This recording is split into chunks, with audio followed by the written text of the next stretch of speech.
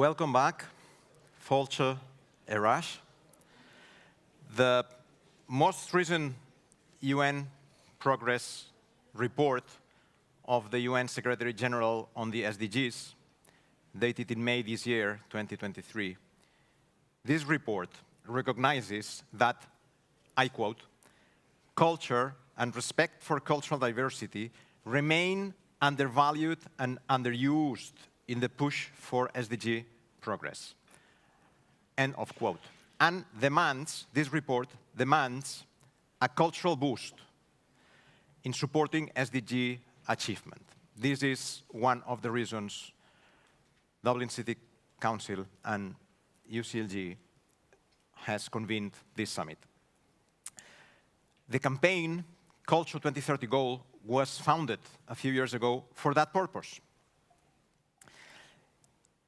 In the time lapse between May 2023 and today, there has been great progress. Let us say very positive progress. The BRICS Summit in August 2023, the G20 Leaders Declaration, beginning of September, mention the need of a standalone goal for culture. The UN SDG Summit in September 2023 has also very interesting wording on culture in sustainable development. But the partnerships to make this goal a reality are not yet secured. This session will discuss the what of the culture goal, but also the how, and focus on the UN Summit of the Future to be held in September next year, 2024. We will have several slots, and the first one is for our cities. We have asked the speakers in this panel and next panel to ask two questions. What is the element of your cultural policy you are particularly proud of, and therefore it should be included by default within the culture goal, because this is what we are sure we are delivering well to our citizens. And the second question, let us know one element that is important for your city, for your cultural policy, but we are not yet sure. We need more research, we need more partnerships, we need more good practices, and these elements should be analyzed and unfolded in the next months. I have the great pleasure to welcome Karine Roland, Deputy Mayor for Culture, Paris, Enrique Abogadro, Minister for Culture, Buenos Aires, and Anne Mistler, Deputy Mayor for Culture of Strasbourg. Karine, vous pouvez prendre la parole pour répondre. Karine, please do take the stage to answer those questions. Thank you for giving me and Paris the opportunity to talk about an ongoing topic. I don't know if we're proud of it yet, because it's a work in progress, but I'm sure it relies on the very strong basis of our cultural policies. I'd like to talk a few minutes about the Cultural Olympiad, the cultural field of the coming Olympics and Paralympics in Paris next year. Une chose à avoir en tête, c'est que la manière dont Paris conçoit. So Paris's approach to the Olympics is to ensure that the Olympics and the Paralympics are available to the entire population. And that means bringing as many people together before the Olympics and during the Olympics, and analyzing what has happened once it's over. So Paris is going to welcome people worldwide from everywhere in the world. We want to reflect our values of fraternity and exchange. The Cultural Olympics are a very powerful engine to ensure we achieve these goals. We have worked for the past 3 years on a conversation between arts and sports. These conversations have taken place in different parts of the city with different means that I will detail a little bit further. The Cultural Olympics have been built on the strengths in the arts that are in Paris with different organizations on a daily basis, or really important events that have an impact worldwide. The Cultural Olympics are based on a long-term approach. This long-term approach engages work collaboration with anything to do with culture. So that means working with schools, working with libraries, working with music schools, working during the school holidays, and outside of the school holidays, so that we can work with students on sports values and include disabled students or disabled participants, which is very important for the Paralympics. I'm also thinking about work that has been done with work in schools throughout those years. And we also have some very strong impacts from those actions. And that means making sure that art and live art takes place within the city, with sports as well. So we've had festivals during the summer. We've had events at night with nighttime events. And to summarize, because I want to let other people speak, is the Cultural Olympics are about reinforcing our policies and ensuring that we don't work in silos anymore, so that our audiences are as wide as possible and all the arts and all the other topics can be included. So thank you. Thank you very much. Do you want me to talk about the second question, please? Of course. So very quickly, on the second question, I would like to mention the fact that we think that there is a very strong social question to be answered between democracy and images and the way we perceive images. It's fairly obvious that in our digital world, where we are extreme consumers of images and also extreme producers, whether we're talking about institutions or different human groups that are in society. And there can be risks associated to those practices. For instance, it can be noticed at times that there are attempts to manipulate our democracies. And the link between image and society is an opportunity for us to reflect critically on the opportunity presented by these tools. So we have a really strong need to inform people on democracy and culture. As a result, some initiatives and some projects are implemented in our city. And perhaps we need to engage the artists further, higher education institutions further, local governments, communities, and I think that UCLG has a very strong role to play in that regard. Thank you very much. I think your message is very clear. The first topic you've mentioned is relevant for a lot of our local governments, because a lot of our local governments are working on that level.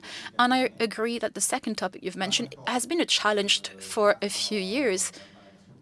Perhaps it hasn't been tackled by state or city policies, but it might be something that needs consideration for the future. Enrique, how about you? What element of cultural policy should be included, and which one do we need to work on in the coming months and years? To thank you again for the invitation. Access to culture for us, it's our main goal, expanding access to culture. In a city rich in culture as the city of Buenos Aires, we feel that everybody should have the same right to culture, arts and culture. So 5 years ago, we launched a program called Pase Cultural, Cultural Pass. It's basically a card. It looks like a credit card. And we provide this card to every student in public schools. And through this card, they have money. That money gets recharged every 6 months, and they can only use it in cultural activities, whatever they want to do. They can buy a book, they can go to the movies, to a theater, to a museum. They're constantly asking for new ways of spending this money, and students work with us to strengthen the program. We have a Cultural Pass Club where volunteers, youngsters, take part of this club and work with us into devising new ways of using this card. We have more than 40,000 students right now enrolled in the program. And it's a program that right now is much more than a funding scheme, because since we already have 40,000 of them, it has become a new social network where students in a public school in the southern part of town get in touch with students from other schools because they all love to go to the theater, for instance. And it's a very practical way of understanding how we can actually make them part of the conversation and make them really take charge of their own citizenship, cultural citizenship, convinced as we are that investing in arts and culture is a way of investing in democracy, investing in a place where we can come together to share our identity and learn from each other and basically be curious. And that's why it's a tool so powerful related to the discussion of development in our cities and countries. We need to invest in culture because we want to have stronger development policies, not only in economic terms, but in social terms. So basically, Pase Cultural for us is a success story. Right now, with the new government coming, we are willing to expand it to elder people, because we know, as we've seen previously in the previous panel, the strong relationship between arts and well-being. And this is a very practical tool already working that we're proud of, and we think that it's part of this challenge, expanding access to culture. Related to the second question, I would say that we've been investing into, because of the whole challenge of expanding access to culture, we've been investing into improving libraries, and public cultural centers all around town, not only in the most dense areas, but also in other areas, less economically developed areas. Why? Because, of course, we think that everybody should have the same right to the quality of culture in terms of infrastructure alongside contents. But I would say that our main challenge is how to deal with the last mile, how to actually engage citizens near their places, outside of the main big cultural venues, how to make them part of the conversation. And though we're thinking about libraries as places that are hubs for not only reading, but also participating in all the ways we already know that all these places are changing into new hubs of culture, we are still having challenges into getting everybody on board. Engagement, I would say it's a great challenge for us. We're willing to learn from other cities' experiences, and especially cities who are not necessarily rich in terms of their cultural budget, because not only Argentina, but the whole region, it's probably less, our budget are not as strong as other big cities, and still we're strongly towards policies of frugal innovation, ways of innovating without necessarily investing a lot of money. And so that's our second challenge, how to engage our population, specifically outside those who are normally taking part of the cultural conversation. And we would love to learn from other cities' experiences. Thank you. Thank you very much. Again, sorry.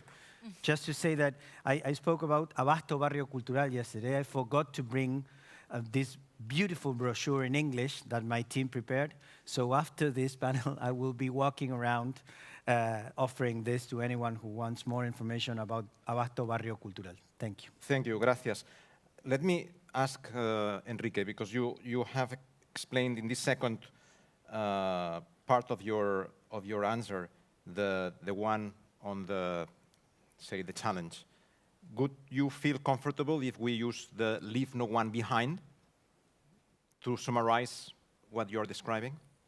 Absolutely. I would say that yes, especially because it's always easier to get people on board who are willing to be on board. The challenge, I think, is those who do not feel themselves as part of this conversation, do not know that they are entitled, that they have a right to culture, and still we should be focusing especially on those people, because the rest are already part of this conversation. Okay, but thank yes, you. Good. I'm asking because Dublin won your award. Of course. Same year, ex aequo, with the project exactly focusing in this leave no one behind in Dublin neighborhood. It's a question of size, but yes, definitely it's a great experience, and we've been looking into Dublin cultural public policies as an example and as an inspiration. But still, there are some differences between our cities. I'm saying it because we are allowed to copy. We are here to copy, Definitely. to adapt, to grow. But I was saying to our teams in charge of the, say, the next proposal of a cultural goal to be sure that it was what you meant. Oh, and of course, both are related, because Pase Cultural it's basically a way of getting people on board from the beginning, you know. Very good. We take note and we go, nous allons à Strasbourg. Ladies and gentlemen, we are now going to Strasbourg, a city with a very strong cultural strategy that explicitly mentions culture goal, number 18. So Anna, thank you very much for coming here today. Could you please answer these two questions for us and explain why you have taken the decision to explicitly mention, explicitly reinforce goal 18? Yes, I think it's very important to mention that the city of Strasbourg decided to explicitly mention another ODD 18, on culture specifically. We know that culture is essential, but it was important that all our policies, public policies for the city and its territory, included that element. If I were to give an example, I'd like to mention that Strasbourg will be in 2024 the UN capital of book. And we have chosen as a result to build our cultural policy on books and all types. And whether it's it's books for babies to books for elderly people. So we're talking about books for the entire population, the entire city and its territory. Books really answer all the challenges that we need to address, whether it's to do with democracy, social justice, or environmental as well, because clearly books by getting people to think about their condition can transform society. And we have built our project on 5 axes, and with 200 different actions related to those axes. They can be very small actions to much bigger events. The 5 axes I've mentioned are built on what we have called Strasbourg City of Debate, because with its history, Strasbourg is the capital of the EU institutions, whether it's the Commission and the Parliament that are located in the city. And debating for us is crucial to share ideas and to fight fake news and misinformation, rumors, and to fight for stability. Our second axe is built on creativity, to give the opportunity to writers, artists to create and write. And again, this is for the entire population. We are a European and international city. We also have to think about translation and language. Third axe is to do with shelter and seeking refuge. We have some networks that work with authors who have sought refuge in their own country. Fourth axis is to do with an environmentally friendly city. We are absolutely convinced that any democratic debate, curiosity, exchanges need to tackle the environment question. We also have to think about books itself in a physical form. How much does it cost? How do we produce it? And the last axis I'd like to mention, and on which our actions are built, is Strasbourg City of Children. First, children are our future for all of us. They are our responsibility, and we must prepare a future for them, a sustainable and future with good quality of life. So that's our 5 different axes. We worked for a lot of time before applying for the label, and we worked with the citizens and the different organizations in our city and institutions. The citizen played a very strong role because we wanted them to become responsible and fully engaged in that participation in what we hope is going to be a great festival and party for books. Thank you very much.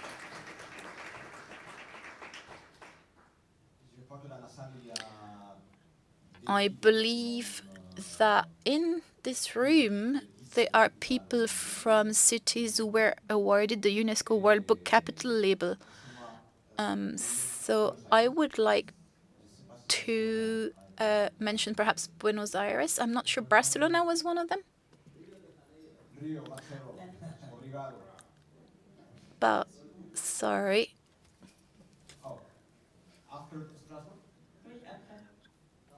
And after Strasbourg, there will be this UNESCO World Book Capital. So not greatest city. We took note, Anna, of the 5 elements of your program. Enrique, ¿tú querías decir alguna cosa más? Karina? Enrique, ¿querías decir? Let me say that tomorrow, Patrick Molinos, the representative of the Committee of Regions and one of the promoters of the Mayor Adamovich Award, will be here in one of our workshops on Friday morning. And this award, Mayor Adamovich Award, is promoted by the city of Gdansk, ICORN, the city's refuge network, to which Paris is also a very strong member. and the Committee of Regions, with the support of UCLG. We believe that this freedom of speech and refuge is a key question also for our cities. I take the opportunity to remark this. Merci beaucoup, Anne. Merci beaucoup, Karine. Thank you very much, Anne, and thank you very much, Karine, and thank you, Enrique. The cultural policy of Dublin, if we can have the video in. And in the meanwhile, I invite the second panel to join me on the stage. Please, a round of applause. What matters about this sort of work is it really shows that everybody matters, that all of us have a story, all of us bring our own narrative, we carry it with us all of the time. And the space and the platform of how Culture Company works enables people to really comfortably express their narrative, or not even express it, but begin to make sense of it. All the programs and workshops that the Culture Company run, they're just amazing and they're so different. I was missing out on so much while I was working, and I could be here dancing or singing or reading, and it's so essential, absolutely, for our health and well-being. There's a huge appetite for the arts in this city, and an appetite from people who don't just want to consume it, they want to interrogate it, they have opinions about it. Because of the way we're working together, we're getting to know each other and exploring the narrative together, and so there's this incredible understanding of each other's lives. I mean, what matters about this type of work is because it's human. I mean, what's the point of the arts if they're not enriching our lives, challenging our lives, celebrating our lives?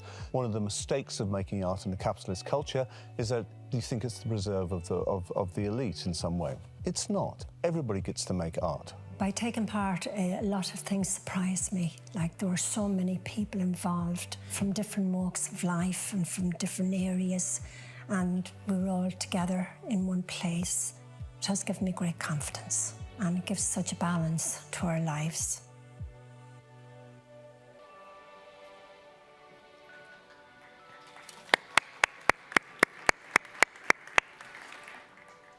Thank you very much, and welcome on stage Jeren Umey, Director of the Cultural Department of the Izmir Metropolitan Municipality, Isa Cassis, Mayor of Ramallah, and Catalina Valencia, Secretary for Culture of Bogotá.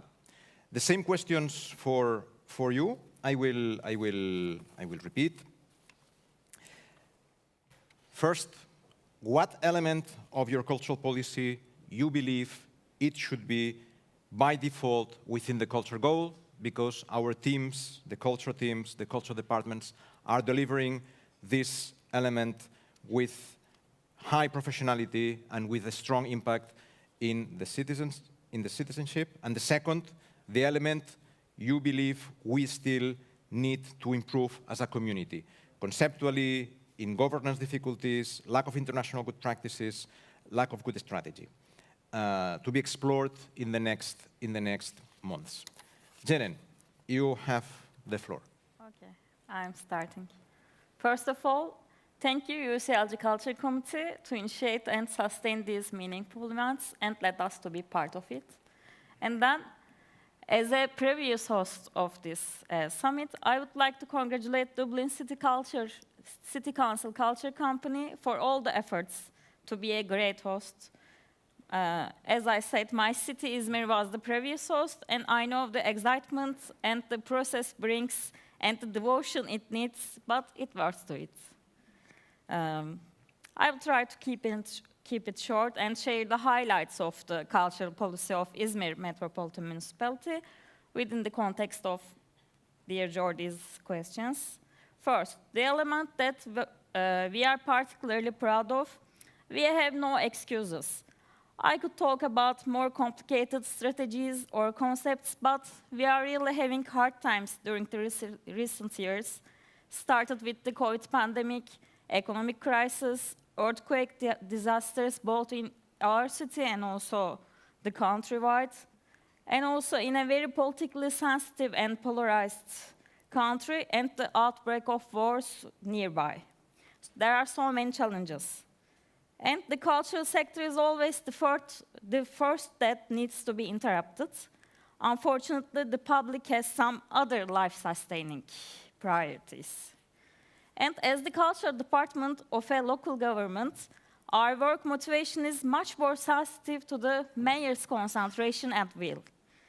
Because in that kind of crisis situation, nobody pushes you to focus on culture. So for now, our mayor cares a lot, and we have no excuses. That really makes difference, I believe, and I observe. With this solidarity approach, we are there who needs help. We do what we can do, financially, institutionally, technically. We encourage culture professionals to remain standing and produce.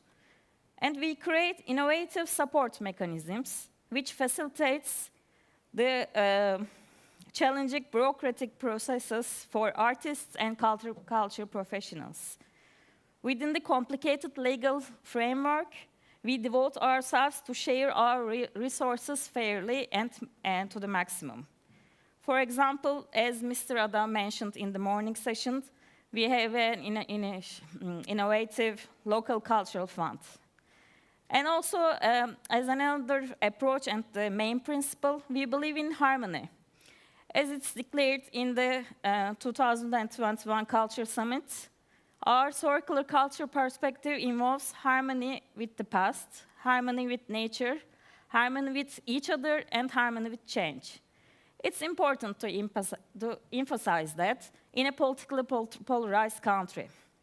Accordingly, we are very open to collaborative work with other departments of the municipality, with other institutions. And here I would like to come to your second question, that we request more support from UCLG and the wider community. We are enthusiastic to carry our collaborative works with other cities internationally. Due to our disadvantageous situation in terms of currency, we need to be encouraged with solid acts, invitations, interactions, in order to convince the public and feel ourselves confident to allocate our budget and money for that. We are willing to receive cultural investments in the creative industries, some initiatives, partnerships, such as film productions, being a partner of Spread It Up festivals. And also, the international partnerships can be also considered as a functional steps in terms of make sustainable of our work. And it's make it resistant to the change of the political authority. The SALT action plans and being a part of a wider community brings its solid action plans and expected outcomes. And it's commonly expected and binding. Well, I'm concluding here. Thank you for listening. Yes, teşekkürler. Dear Ceren, let me add that, a recommendation to all, please go to our website and have a look to the final statement of the Izmir Culture Summit in 2021, where the concept of circular culture is right. Well explained. The Izmir Summit organized 2 years ago by Izmir with strong support from our colleagues in UCLG, MIWA in Middle East and West Asia. So gratitude goes also to them. And let me add also that the second part of your reply is explicitly mentioned in our culture goal draft 0 or draft 1 that was released in September last year. So I am very happy that you mentioned this element. Mayor Isa Cassis, the 2 questions now are for you. Thank you very much. Thank you. Well, thank you first for UCLG for arranging this beautiful summit that we aim for attending every year. And thanks for Dublin Municipality for hosting, Dublin City for hosting such an extraordinary summit, and for my friend and colleague, Lord Mayor Dahi, for his extraordinary work in this beautiful city. Well, as far as we are concerned in Ramallah, as you all know, Ramallah is a city under occupation. And I would like to give you a live example of how we use culture and how we read culture. We read culture as a human right and a cultural right. We feel, we see, and we act upon the fact that we address the world through culture. We use this international language to pass on 75 years of occupation and yet development and sustainable development in a city within a country under occupation. We were the first, if not the only, city in my area in the Middle East that has an independent, in the Arab world, that has an independent culture policy. And this culture policy that we issued back in 2021 was based on resilience. And we read resilience through culture. And we read culture through being resilient. Resilient by the fact that we managed to put Ramallah on the international map as a city that is active in almost all international networks. And this made this small city very special. And we share our experiences with our friends and networks. And we are active members of the international community when it comes to culture. We feel that culture is a right that the occupier cannot and will never have the ability to control.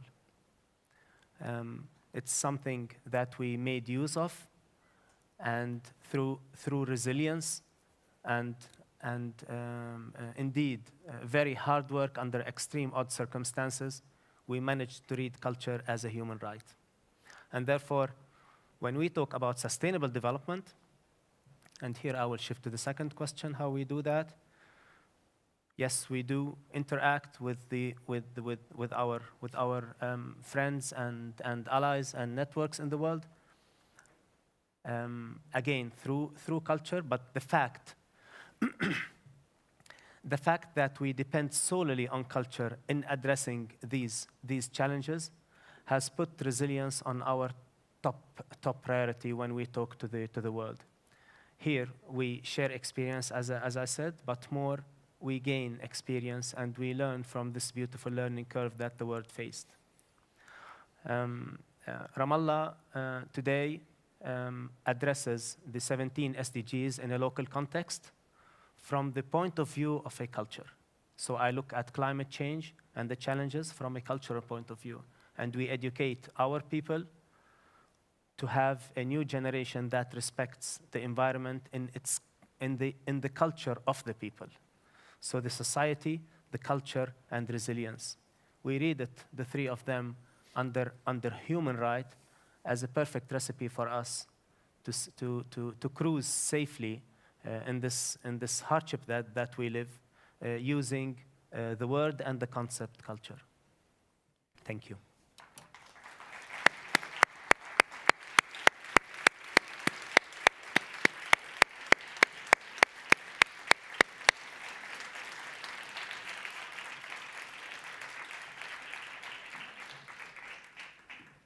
Thank you very much, dear Mayor. Thank you very much, dear Isa Cassis. Let me add that we, UCLG Culture Committee, supported the elaboration of your cultural strategy between 2019 and 2021 when it was approved. Yes. And it was one of the 60 or 70 cities we have been supporting using the Culture 21 Actions frame, the frame that Antoine, Guibert, and our team introduced yesterday. The one that will be approved in 2025 will be the new frame we will offer to all cities around the world. Please let me make explicit the great work we have done with Sally and her team and all the team in your municipality. Thank you. Thank you. And ahora voy a dar la palabra a... Now I'm going to give the floor to Catalina Valencia. Her city has just approved a 10-year plan for culture. So maybe you can give us some more detail, in brief, And why have you proved such a plan? And maybe you could answer the two questions that we mentioned before, which are the main subject of this panel. I'm going to speak in Spanish, if you don't mind, to be more eloquent.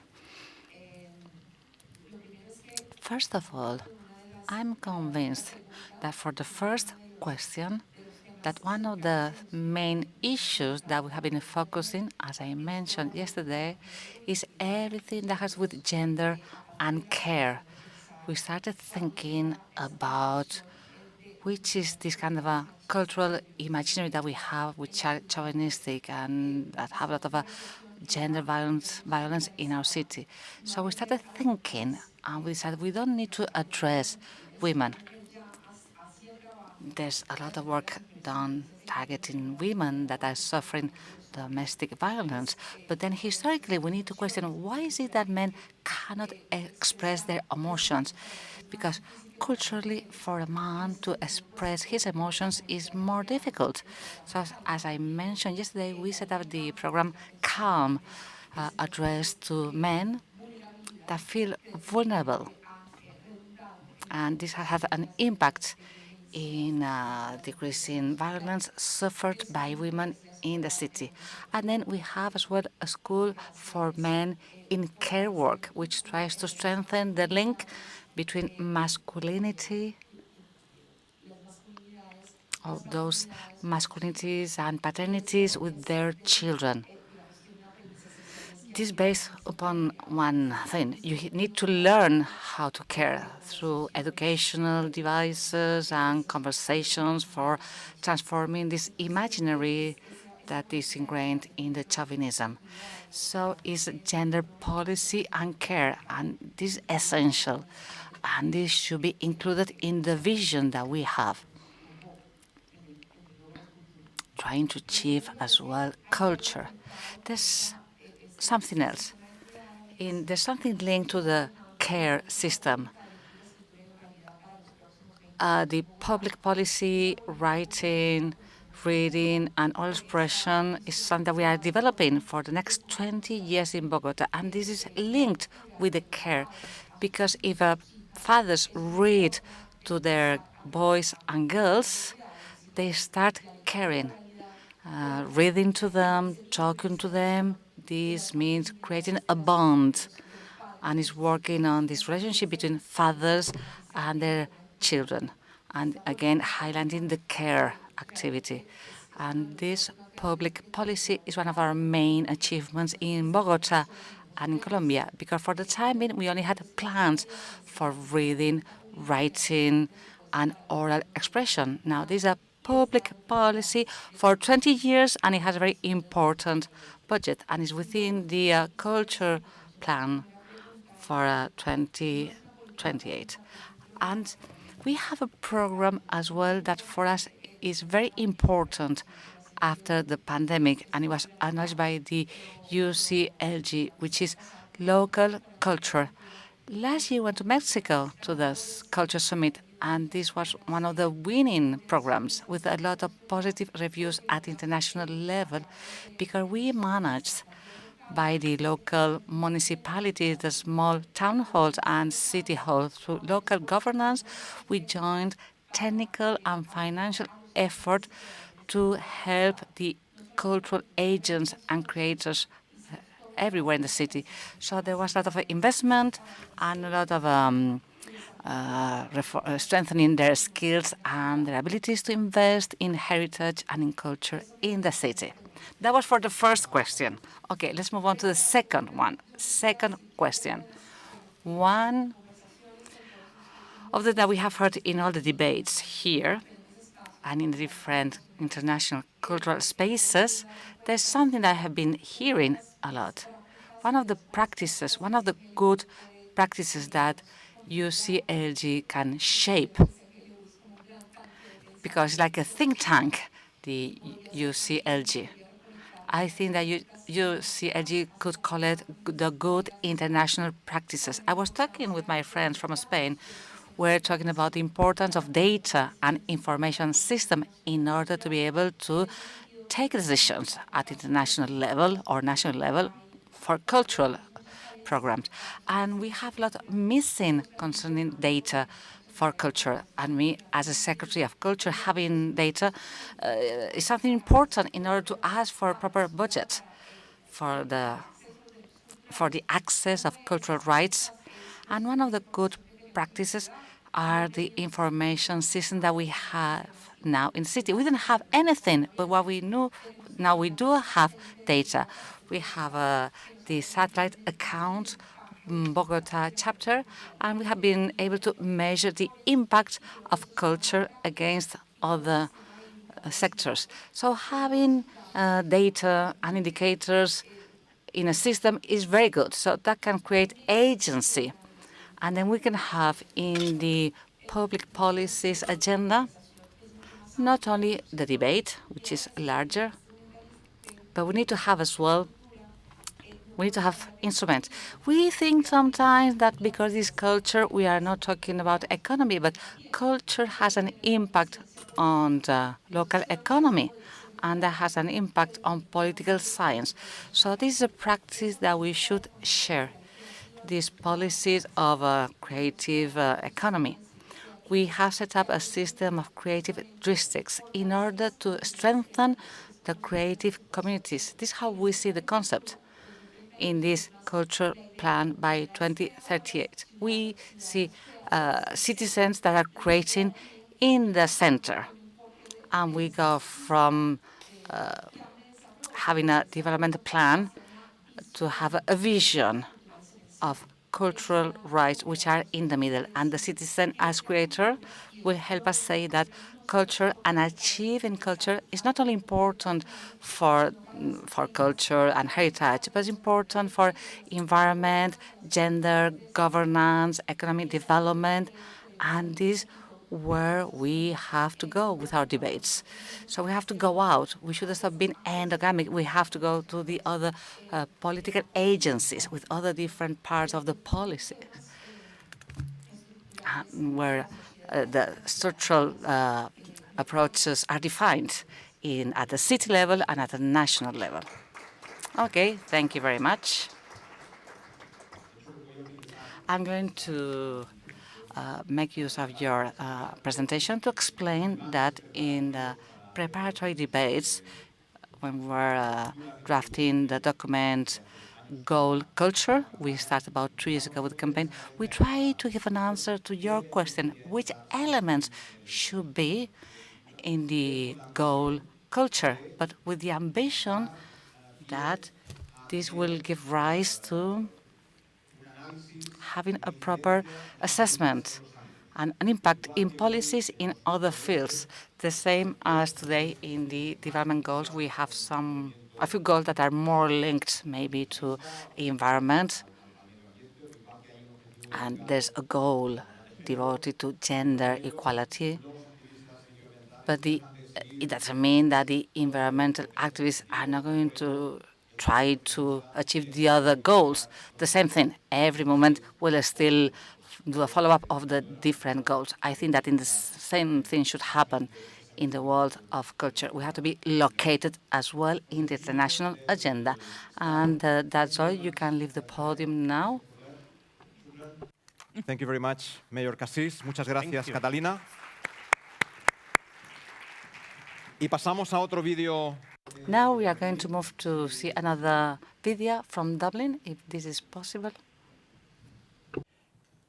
What was really unique about our work with the Culture Company is that they formed relationships between different organisations, different artists, different parts of Dublin City Council, which had never been formed before. I mean, we don't have the resources in the building to build on the number of relationships with this city, which is necessary to have a genuine engagement with it. Although these institutions and the libraries have their own way of reaching out and great outreach programs, the Culture Company goes out, meets people wherever they are. They talk with them, have tea with them.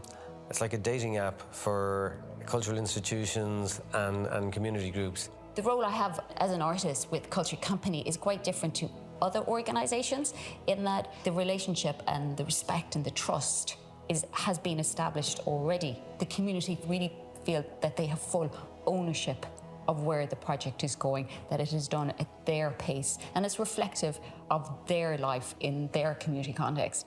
There's the main idea in a way to bring people into the institutions, to make them know that they're their institutions, but it's also bringing the resources of something like the Abbey out to people as well. We've done amazing collaborations with different artists who've come in to different sort of projects, and I don't think without the culture company brokering that, being the facilitator for that, we'd ever have got that far. What makes Culture Company particularly unique is that they have a wide team of people who all step in sync with each other, because it's not just about the art activity that is important. So as an artist, I feel incredibly well supported. This work matters because art matters. And so I think the Culture Company really helps us stop that shrinking of what is possible with art and keeps it open and keeps it connected to the people of Dublin.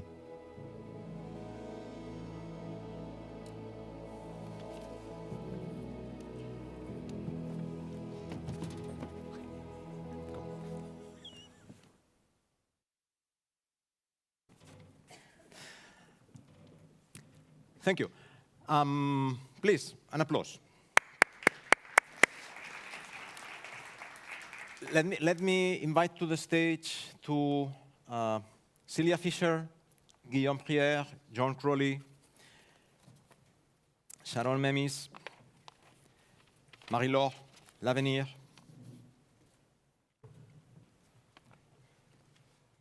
Welcome.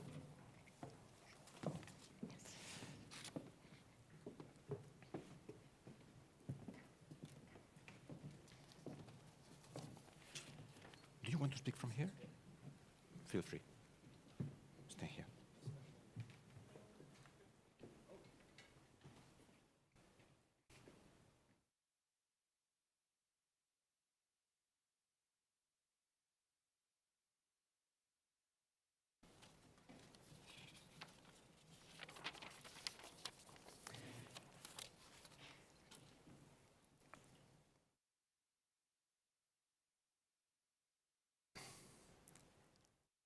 Dear colleagues, thank you very much for joining me on the stage.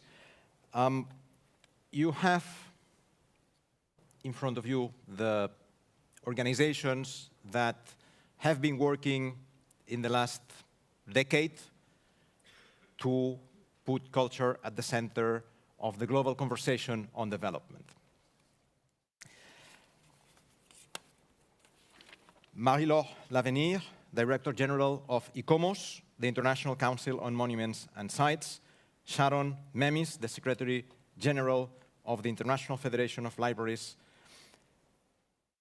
Associations and Institutions, IFLA, Guillaume Prière, President of the International Federation of Coalitions for Cultural Diversity, Celia Fisher, the Secretary General of the International Music Council, Lars Ebert, Secretary General of Culture Action Europe, and Kane Liman Monza,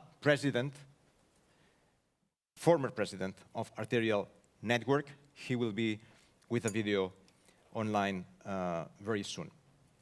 And UCLG represented also here with you in the room.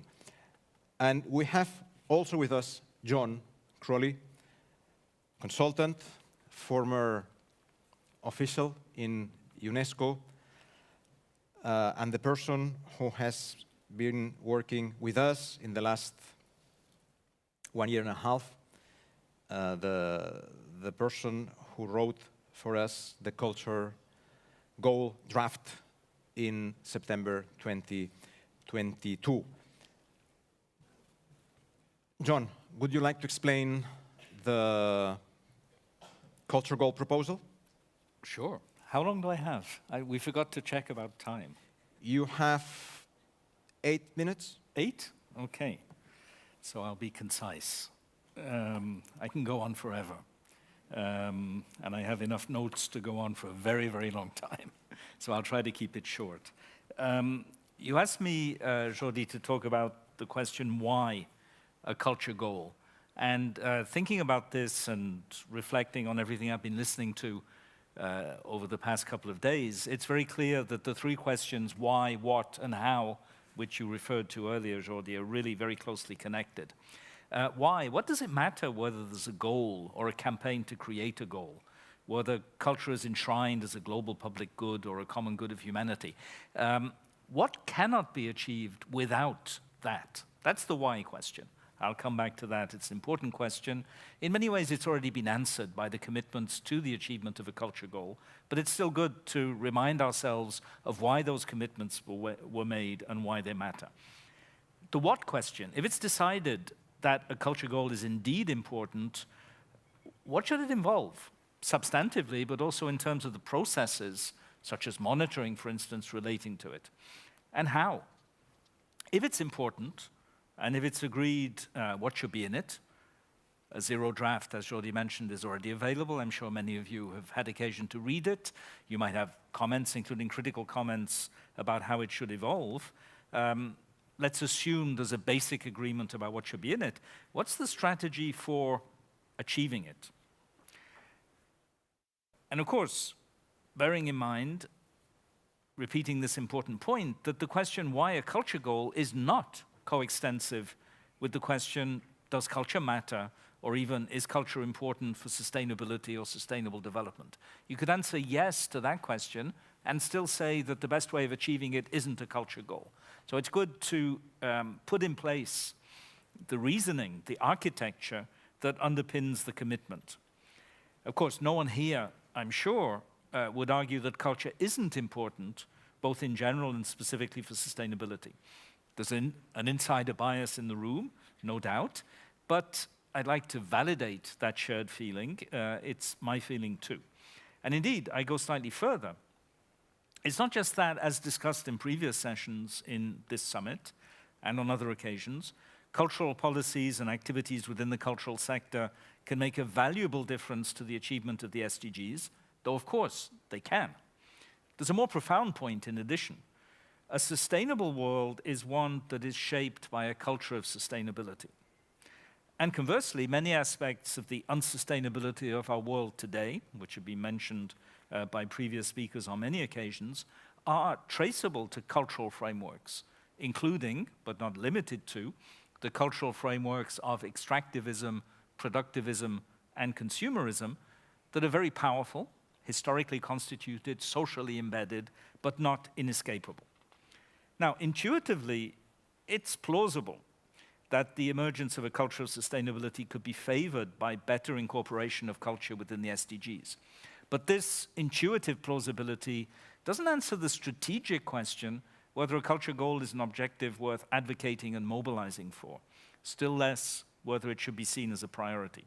To determine that, a strategic analysis is required, recognizing that there could be, in principle, other, maybe more effective or simply more feasible ways of pursuing the same ultimate goal. In other words, a culture of sustainability anchored in the multifaceted, multidimensional contributions of the culture sector and of everyone. And note that this argument is valid even if a culture goal is actually achievable. There could still be other priorities or different timescales. But the argument is clearly even more powerful if there is a fundamental uncertainty about achievability. Now, this may sound like I'm backtracking on all the commitments that have already been made, including the ones that you yourselves have made. But I'm not. This is a methodological point. Not to backtrack, but to reinterrogate in order to revalidate. Precisely because those commitments have been made, and precisely because they're important, they need to have real-world effects. And this is the essential connection between the why, the what, and the how questions I referred to earlier. Now, game theory, which some of you might be familiar with, has a concept of a dominant strategy. A strategy is said to be dominant in game theory if it is the best option in all possible states of the world, those states being, by assumption, uncertain. Most configurations don't have a dominant strategy. It's a rather unusual kind of game that produces one. What I would like to argue here is that pushing for a culture goal, pushing hard and succeeding is, well, no, not and succeeding because the fundamental uncertainties are still there, is a dominant strategy in the face of the fundamental uncertainties as to the conditions of achievement. This strategic rationale depends on a couple of important assumptions about the content of a culture goal, the what. And I'm building here precisely on the document Jordi referred to, which provides both a rationale for the culture goal and an outline draft of what such a goal could look like. First of all, the culture goal needs to respect the accepted SDG architecture. You have to fit in the game as it is. There might be criticisms of that game, but it's the only game in town for those particular purposes, at least in the short term.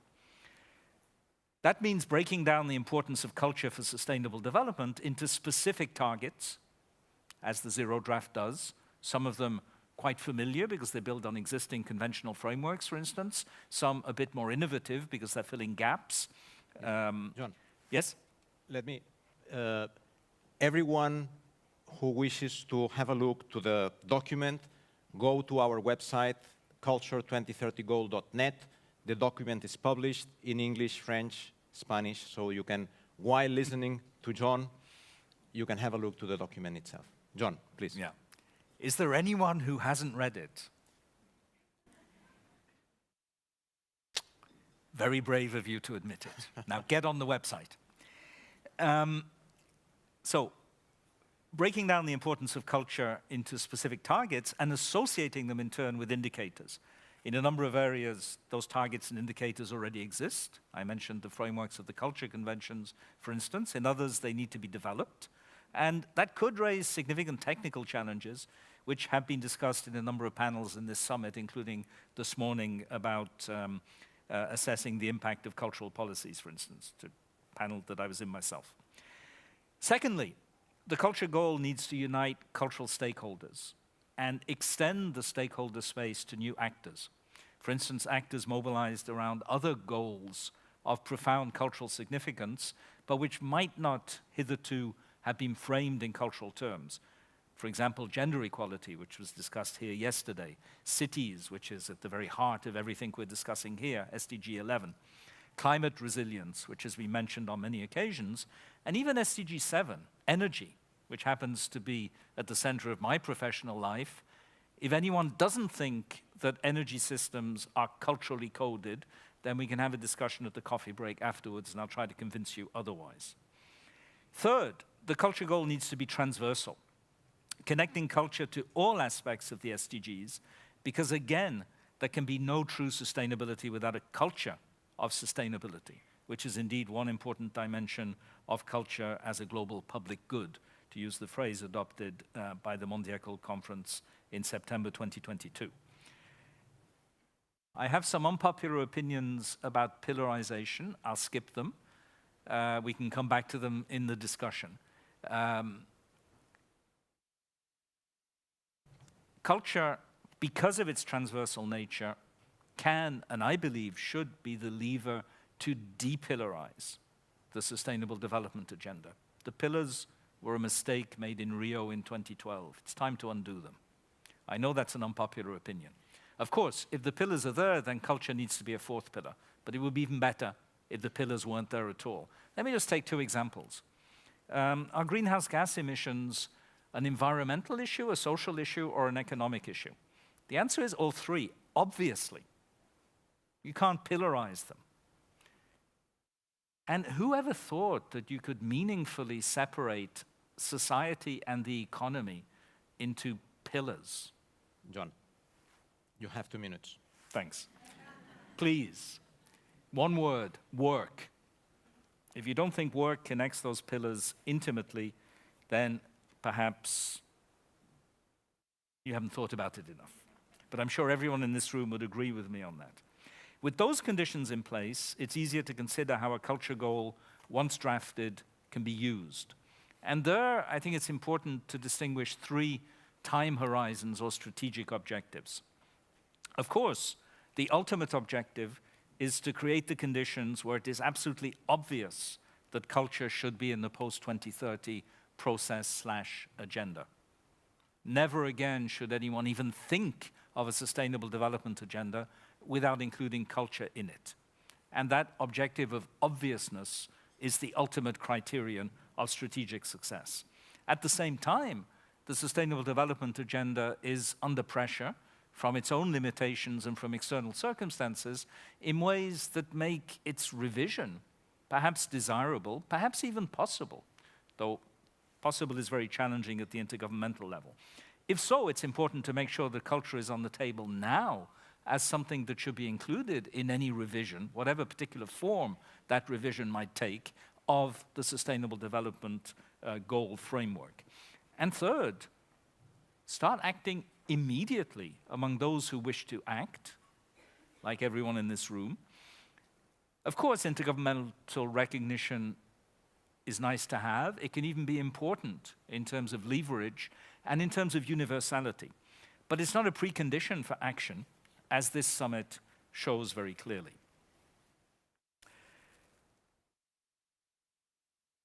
That, I think, is the core of what I wanted to say. There's much more that I could expand on, but I'm sure that will come in the discussion. The key point is dominant strategy. It's not about second-guessing the circumstances. It's about doing something that actually works, whatever the circumstances turn out to be. Doing now what can be done now in order to create the conditions where more can be achieved in the future. And it is that action now that will create the conditions where culture is clearly on the table for any revision of the SDG framework and is an absolutely obvious inclusion in the post-2030 development framework in due course. Don't wait. Go for it. Thank you very much. Thank you, John. Thank you very much. ICOMOS, Marie-Laure L'Avenir. Let me say it is a privilege working with ICOMOS, and let me mention the 3 persons in your team that we have been cooperating in this last years, Andrew Potts, Ege Yildirim, and Gabe Caballero. Why ICOMOS would support this culture goal idea? Well, I'm very happy to be with you today and to represent ICOMOS. So ICOMOS is the International Council on Monuments and Sites, and as you may know, it's the worldwide organization, non-governmental, dedicated to the conservation of cultural heritage. So with roughly 12,000 members in more than 130 countries, we are present all over the world. Well, we are especially known for our work on World Heritage because we are advisory body to UNESCO for the implementation of the World Heritage Convention. But we are very cautious within ICOMOS not to be cannibalized by the World Heritage activities, because for us there is not, World Heritage is not more important than other heritage.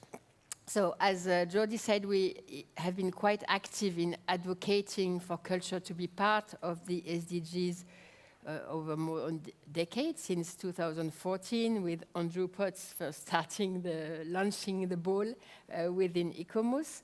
And we have been an original member of the Culture 2030 Goal campaign. So at ICOMOS, we are very pleased with the dynamic for the inclusion of culture in the SDGs that has been set in motion more recently and seems to be accelerating with, as Jordi recalled before, the Mondiacult in 2022, the commitment of BRICS countries to integrate culture in their development policies last August, the BRICS Declaration adopted by the Ministers of Culture of the EU last September. So, on our side, at ICOMOS, we have adopted a very strong resolution on the cultural dimensions of the SDGs during our last General Assembly that took place in Sydney, in Australia, last September. But also, we are very encouraged by this dynamic. I think we nevertheless recognize that this task of shaping the goal is a real challenge. I'm not backtracking either, but I think we have to be aware that while almost everyone, all individual stakeholders acknowledge the intrinsic role of culture in shaping a sustainable future for humanity, there is still a lack of evidence and a lack of argumentation to support this conviction and to go beyond, to provide elements of reference on how and what, as John was saying before. So as said in the ICOMOS resolution that I mentioned before, we need to gather more relevant research, more quantitative and qualitative data informing how exactly culture can support sustainable development. So in this context, it's our belief that to provide this evidence and to build this argumentation, we must roll up our sleeves and get to work all together, and bringing to the table what we have learned from our respective experiences that is tangible and concrete. So I've been thinking, as far as ICOMOS is concerned, these relevant experiences that we could bring the results of on the table concern two areas. The first one is, of course, heritage and world heritage, of which we have this particular knowledge with our role as advisory body. And it's true that all the work that we're doing for World Heritage allows us to realize every day the important contribution, to measure the contribution of these World Heritage sites to the sustainable development of the territories in which they are located, contribution in terms of economic development, in terms of reduction of inequalities, in terms of spiritual well-being and pride. So all this is very important. And I think the second area that I could mention today is climate action, because lately we have been very much involved, and this has been mentioned, I think, by my colleague Will McGarry, that you may have heard yesterday. We've been very much involved in climate action, collaborating with climate people and with IPCC in particular. And all these projects, this work we have been doing with them, highlighted the fact that culture is really a critical asset for climate action, because it puts back people in climate change discussions. We've been really surprised at the beginning to see that these climate scientists were very pleased and very eager to work with us, because in fact they realize now that the difficulties that we face to make people stick to the climate actions is linked to the fact that the climate change discussions have been very dry, if I may put it like this, so far, with 1.5 degree or 2 degrees or 3 degrees. So bringing heritage is also bringing people and bringing humanity to the discussions and giving more leverage to come to a concrete result. Okay, so yeah, in conclusion, so I want to emphasize that once again, these examples that I have taken in heritage, world heritage, and climate action, they plead for a very local approach based on territories and really centered on people and communities. Thank you. Thank you. Thank you very much. Now, at this stage, let me emphasize that the zero draft that we published in September 2022 is a zero draft, that we are moving, we are hearing, we are available to organize webinars or activities in your cities with your organizations, so that we can mobilize new ideas and we can discuss the why, the what, and the how. Sharon Memis, Secretary General of the International Federation of Libraries and Library Associations and Institutions, IFLA. Here, let me mention the great pleasure I have of working with Stephen Weiber over there and with Claire Maguire, members of your team. Why IFLA believes a culture goal is a good idea. Thank you very much indeed. And I may take a slightly broader and polemical view, I suppose. I kind of got the question, which was 3 minutes to answer an exam question, which is, why is a cultural goal a good idea, and how do we make it happen? So let me try and push that in, and I will try not to repeat many of the comments that have already been made with which I concur. And if you haven't read John's brilliant zero draft, I highly recommend it. So I would argue that if we had a culture goal, the SDGs would be more on track, because I think it's culture that makes that difference. And as Jordi said, you know, I represent libraries, library institutions, associations around the world. And we are everywhere. And they're often the most undervalued of cultural assets. because it's a bit like there's a story of a British minister who became the education minister. Not a particularly popular one, but the comment was his only qualification is that he once went to school. And often, people think about libraries of what they were when they were a child, and they don't either understand what they are around the world. Context matters. And I think that libraries and librarians are there who help. They shape and are shaped by the communities and cultures in which they find themselves. I often describe them as the canaries in the coal mines. They're often the ones who see first. They're the early warning system. But like culture more broadly, they understand the cause and don't just treat the symptoms. They are amazing assets, and if you haven't been in one recently, go. And I think the word culture is also very often misunderstood. People see it differently. It can sometimes evoke a somewhat visceral reaction. It is either something of the elite, or it's this, or it's the arts, or it's the economy, but it's so much broader than that, which is why I like the Universal Declaration of Cultural Diversity definition, which talks about those distinctive systems. It reflects traditions, it reflects beliefs, it touches everything, it empowers minorities, it helps open societies. Earlier on, people were talking about it being a tool as well for democracy. Absolutely. And libraries there, again, that freedom of information, that access to knowledge, that is there. It gives opportunities to people and is absolutely embedded in the community where it finds itself. And I know you talked about getting away, John, from the pillarization, and I actually agree with you, but if you are going to have pillars, then you have to have a cultural one, because mainstreaming at the moment doesn't really work. It hasn't worked. It's almost assumed that it takes care of itself. It's nice to have, but actually we don't need to bother about it. It will happen.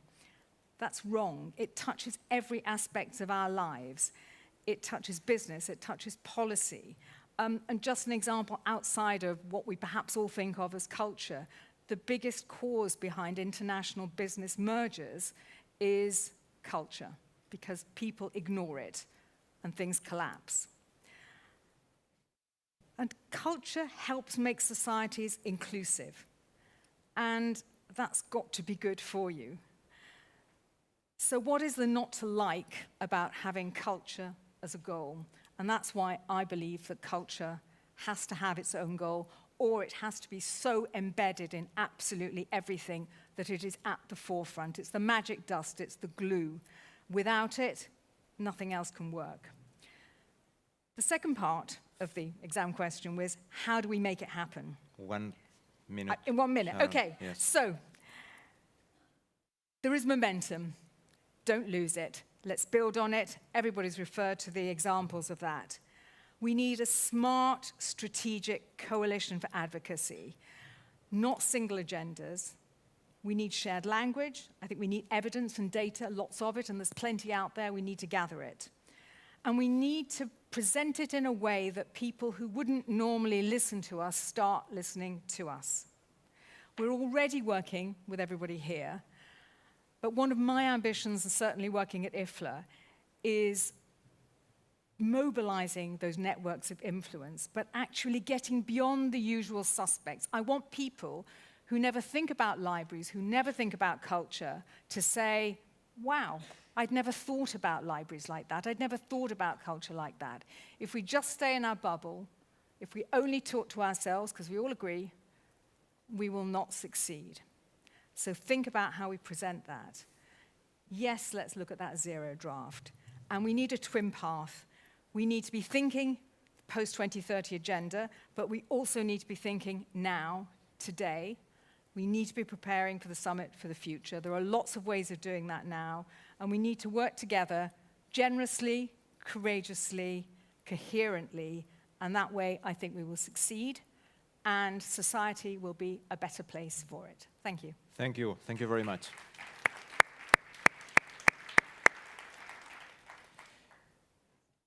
Now the floor goes to Guillaume Prière, le président de la Fédération internationale. president of the International Federation of Coalitions for Cultural Diversity. You have more than 20 years' experience in promoting diversity, cultural diversity. So, the fact that linguistic diversity is also a big part, in fact, of cultural diversity. So now, je vais passer en français. I would like to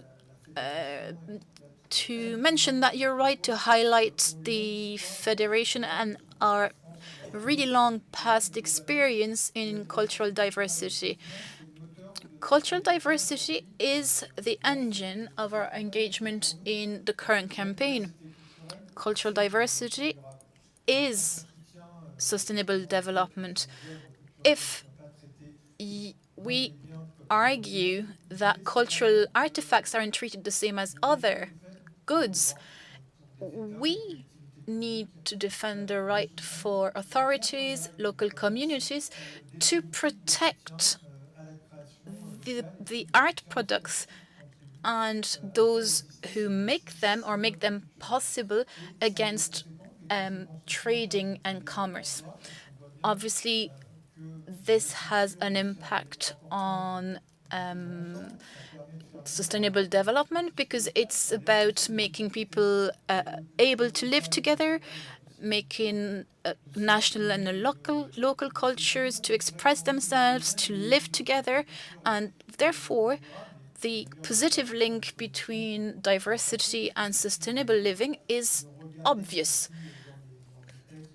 And if we're to look at the first meeting in 1982, we can notice the link between culture and sustainable development. This is already mentioned then.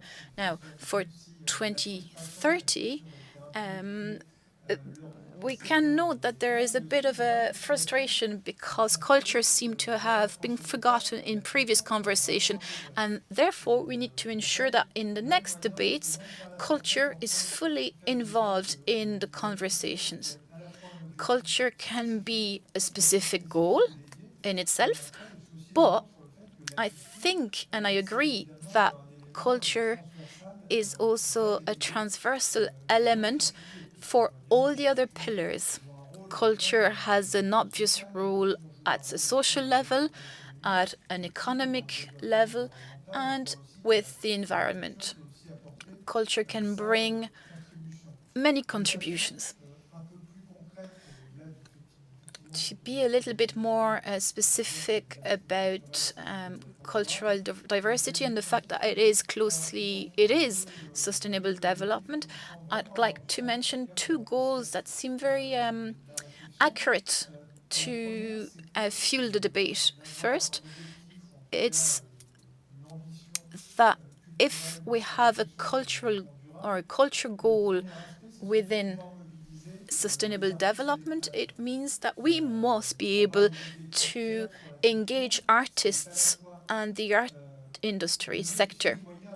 That means giving them the tools, the resources, to all the people involved in art and culture, to answer sustainable development issues. And at present, we can see a lot of reflection going on about different shows, different uses of energy and digital tools, because culture relies heavily on digital tools for communication.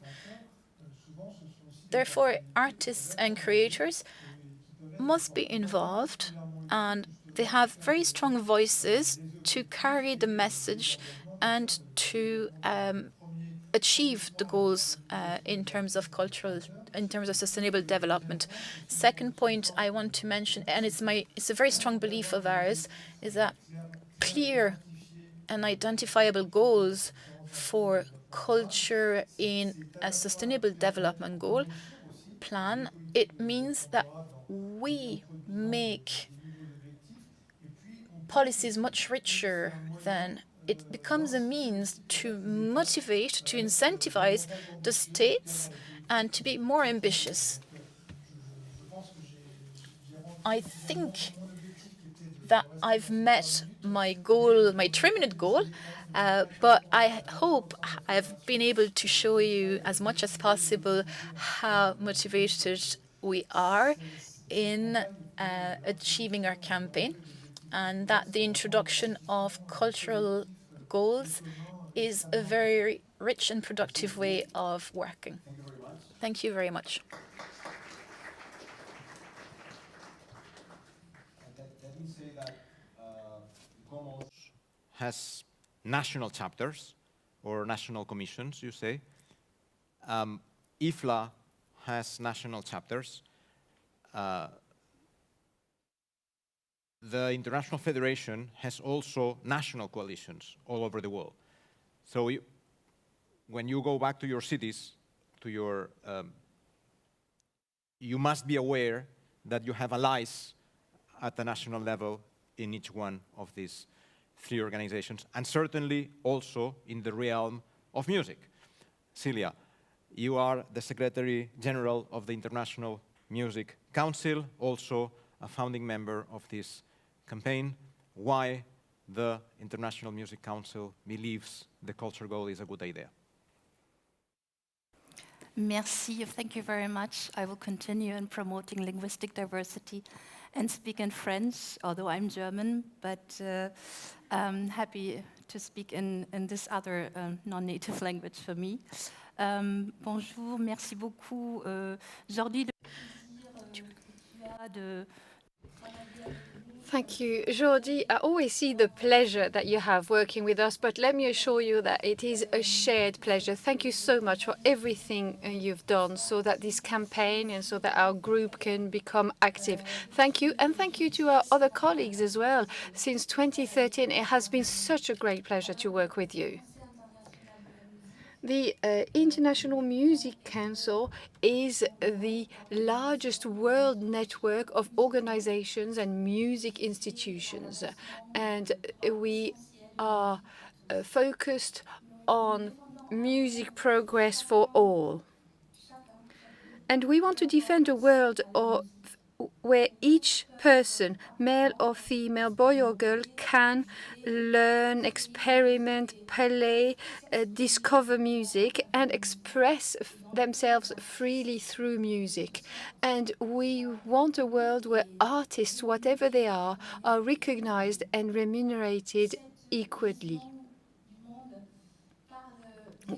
should I say. And this world is linked to our guiding values for what we want to do.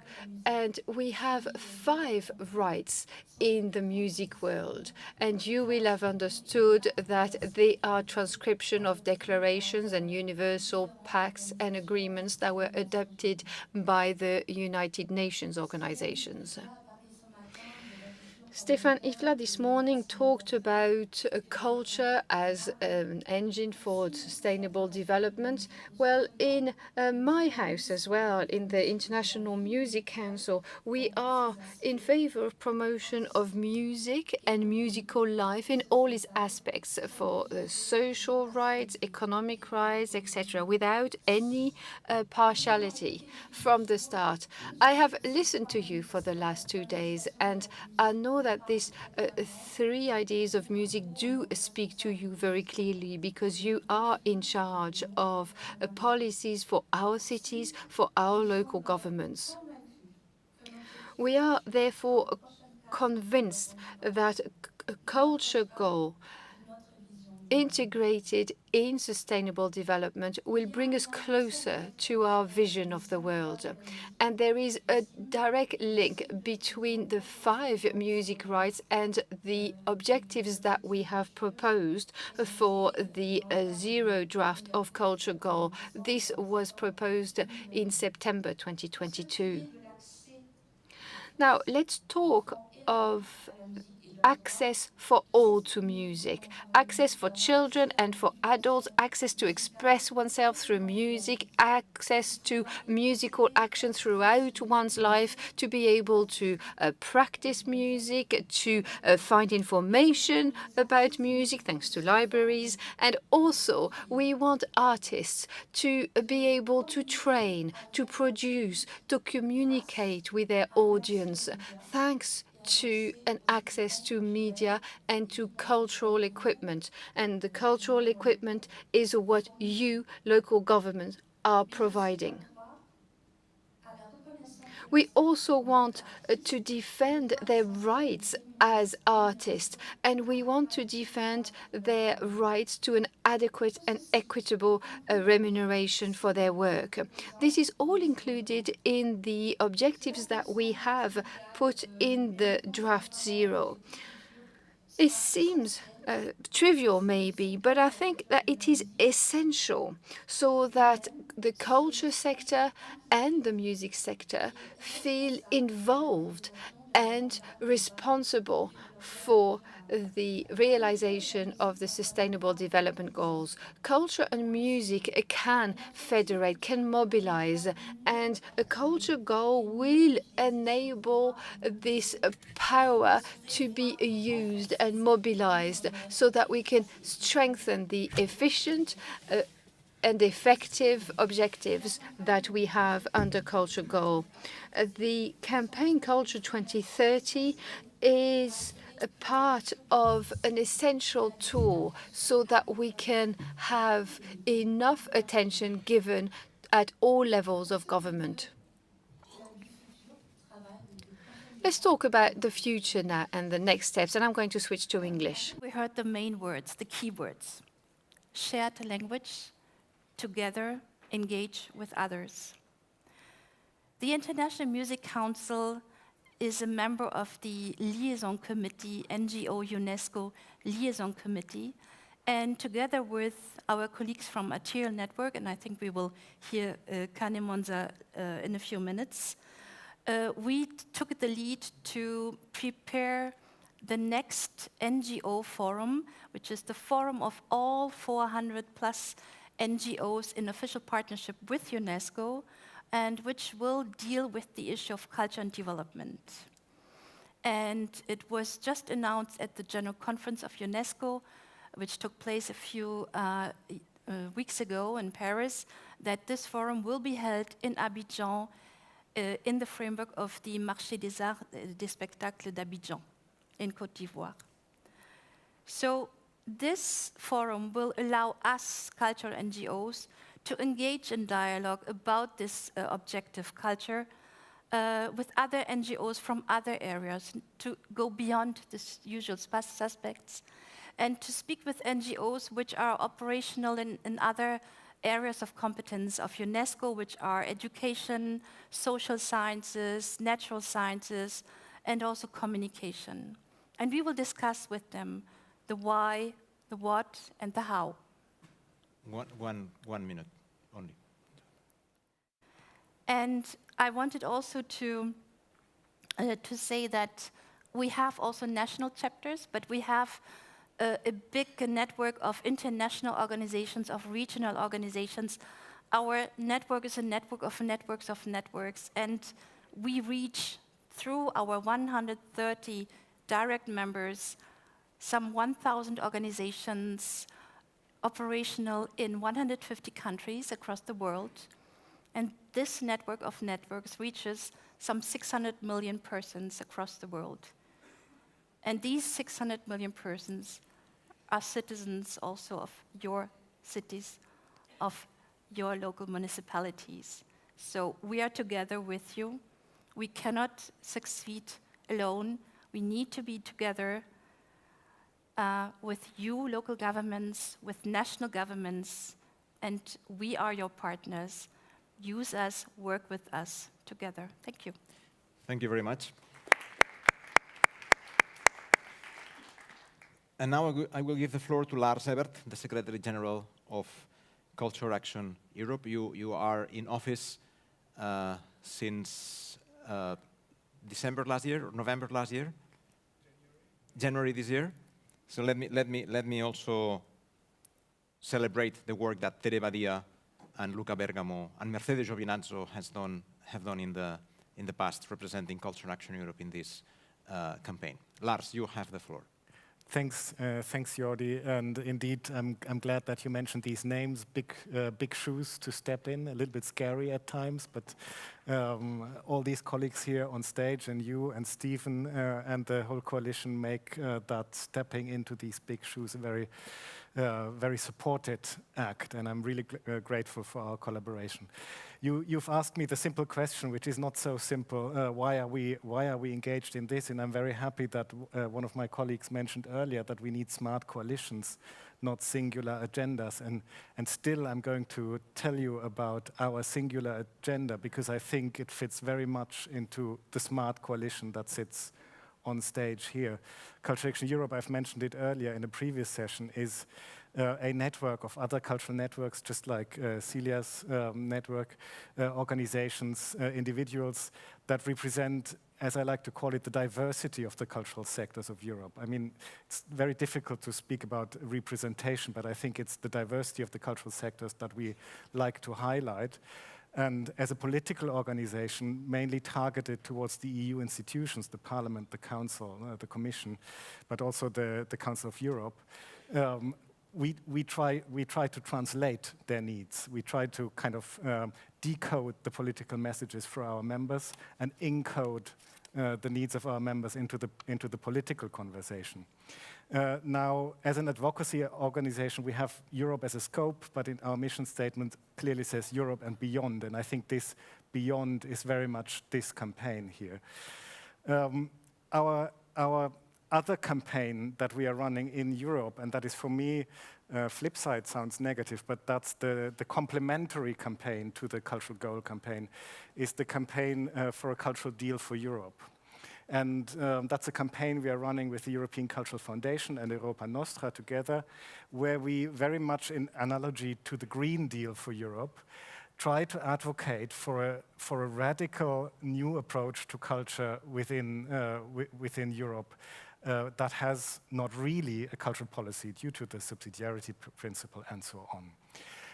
Within that campaign, we have 8 campaign goals: better working conditions for the cultural sector, sustainability, support for the cultural sector in Ukraine, and very largely mainstreaming culture. And I'm happy that mainstreaming was mentioned also earlier. And I could mention a lot of successes of that campaign, and with one success we really shot in our foot, because as Stephen mentioned this morning, we very much highlight that culture is a sector in itself, but also a vector. We want to mainstream it through all policy areas, and the culture, health and well-being portfolio that we discussed earlier is a successful area where I think we are about to be successful to mainstream culture in that area. But when the last commission in 2019 was appointed, to our great horror, there was no commissioner for culture anymore. And the argumentation was, yeah, well, but you'll find culture in the commissioner for innovation and education and here and there. So in a way, you wanted that. You wanted culture as a vector. You wanted to mainstream. There it is. And of course, we went to the barricades successfully, and we got culture back into the title of a commissioner, luckily. But it shows how difficult it is to explain what John Crowley calls the transversal aspect that we are after, where we need a strong sector that at the same time relates to all the other policy areas. So I think when it comes to the cultural goal, we are absolutely in, because we as a network, we have the natural power, so to speak, to organize bottom-up stakeholder processes. We are strong there. We've got the arguments coming bottom-up, but we need the reference points from the other side, top-down, that sort of pull us up and amplify the energy of a network. And just as one kind of hook that I think is probably important for us in the next years, when we look at the current EU Council's work plan for culture, there is one aspect that is clearly articulated in it, but not elaborated on a political level yet, and that is an EU framework for culture.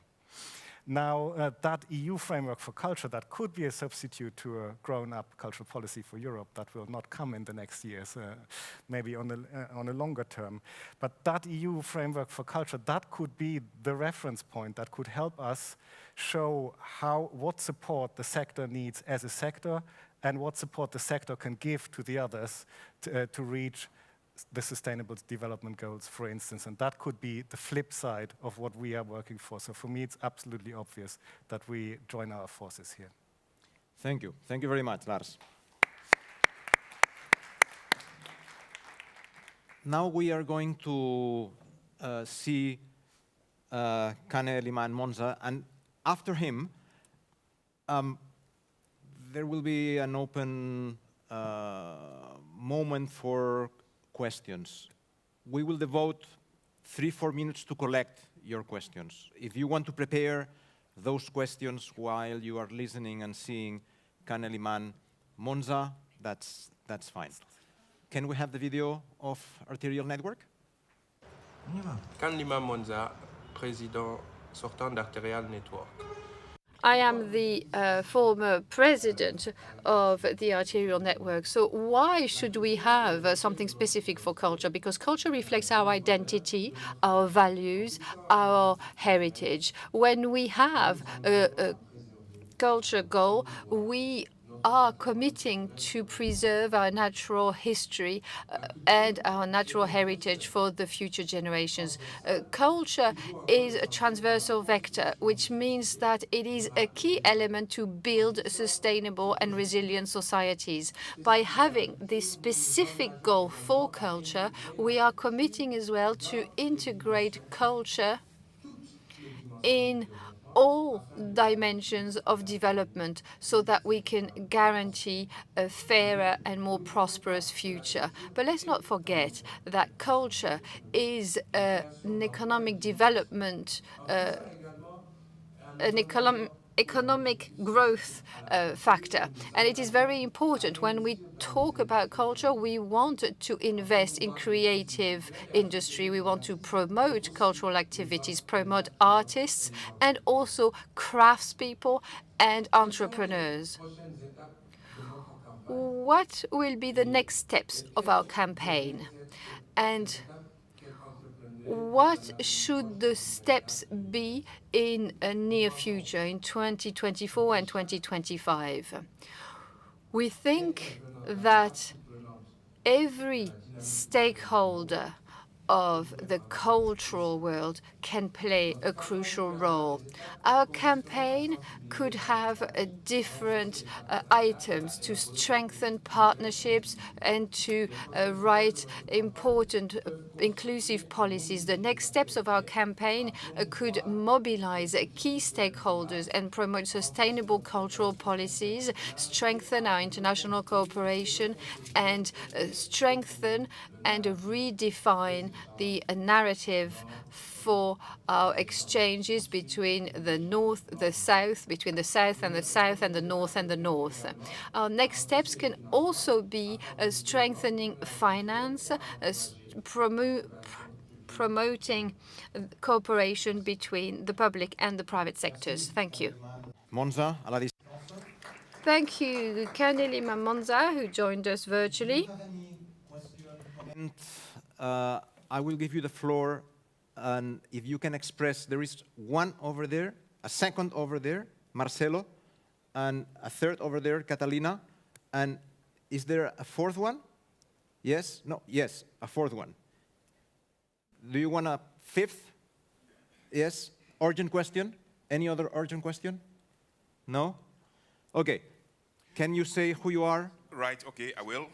Adekunle Gomez.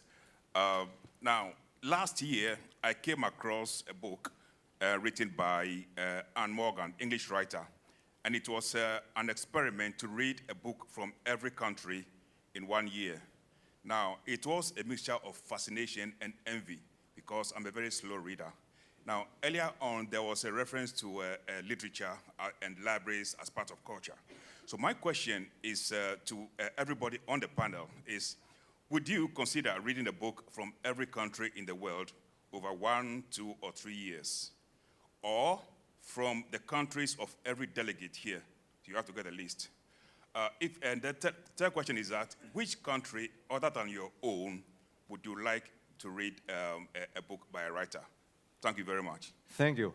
Let me say that I love reading, and I follow the Dublin Literature Award every year. The winner is always a wonderful novel, and the list of finalists, they are awesome novels too. So sorry, I couldn't resist to pop in. Marcelo. Hello, good afternoon. I'm Marcelo Calero. I'm the Secretary of Culture of Rio. As I mentioned, we were elected by UNESCO as World Book Capital in 2025.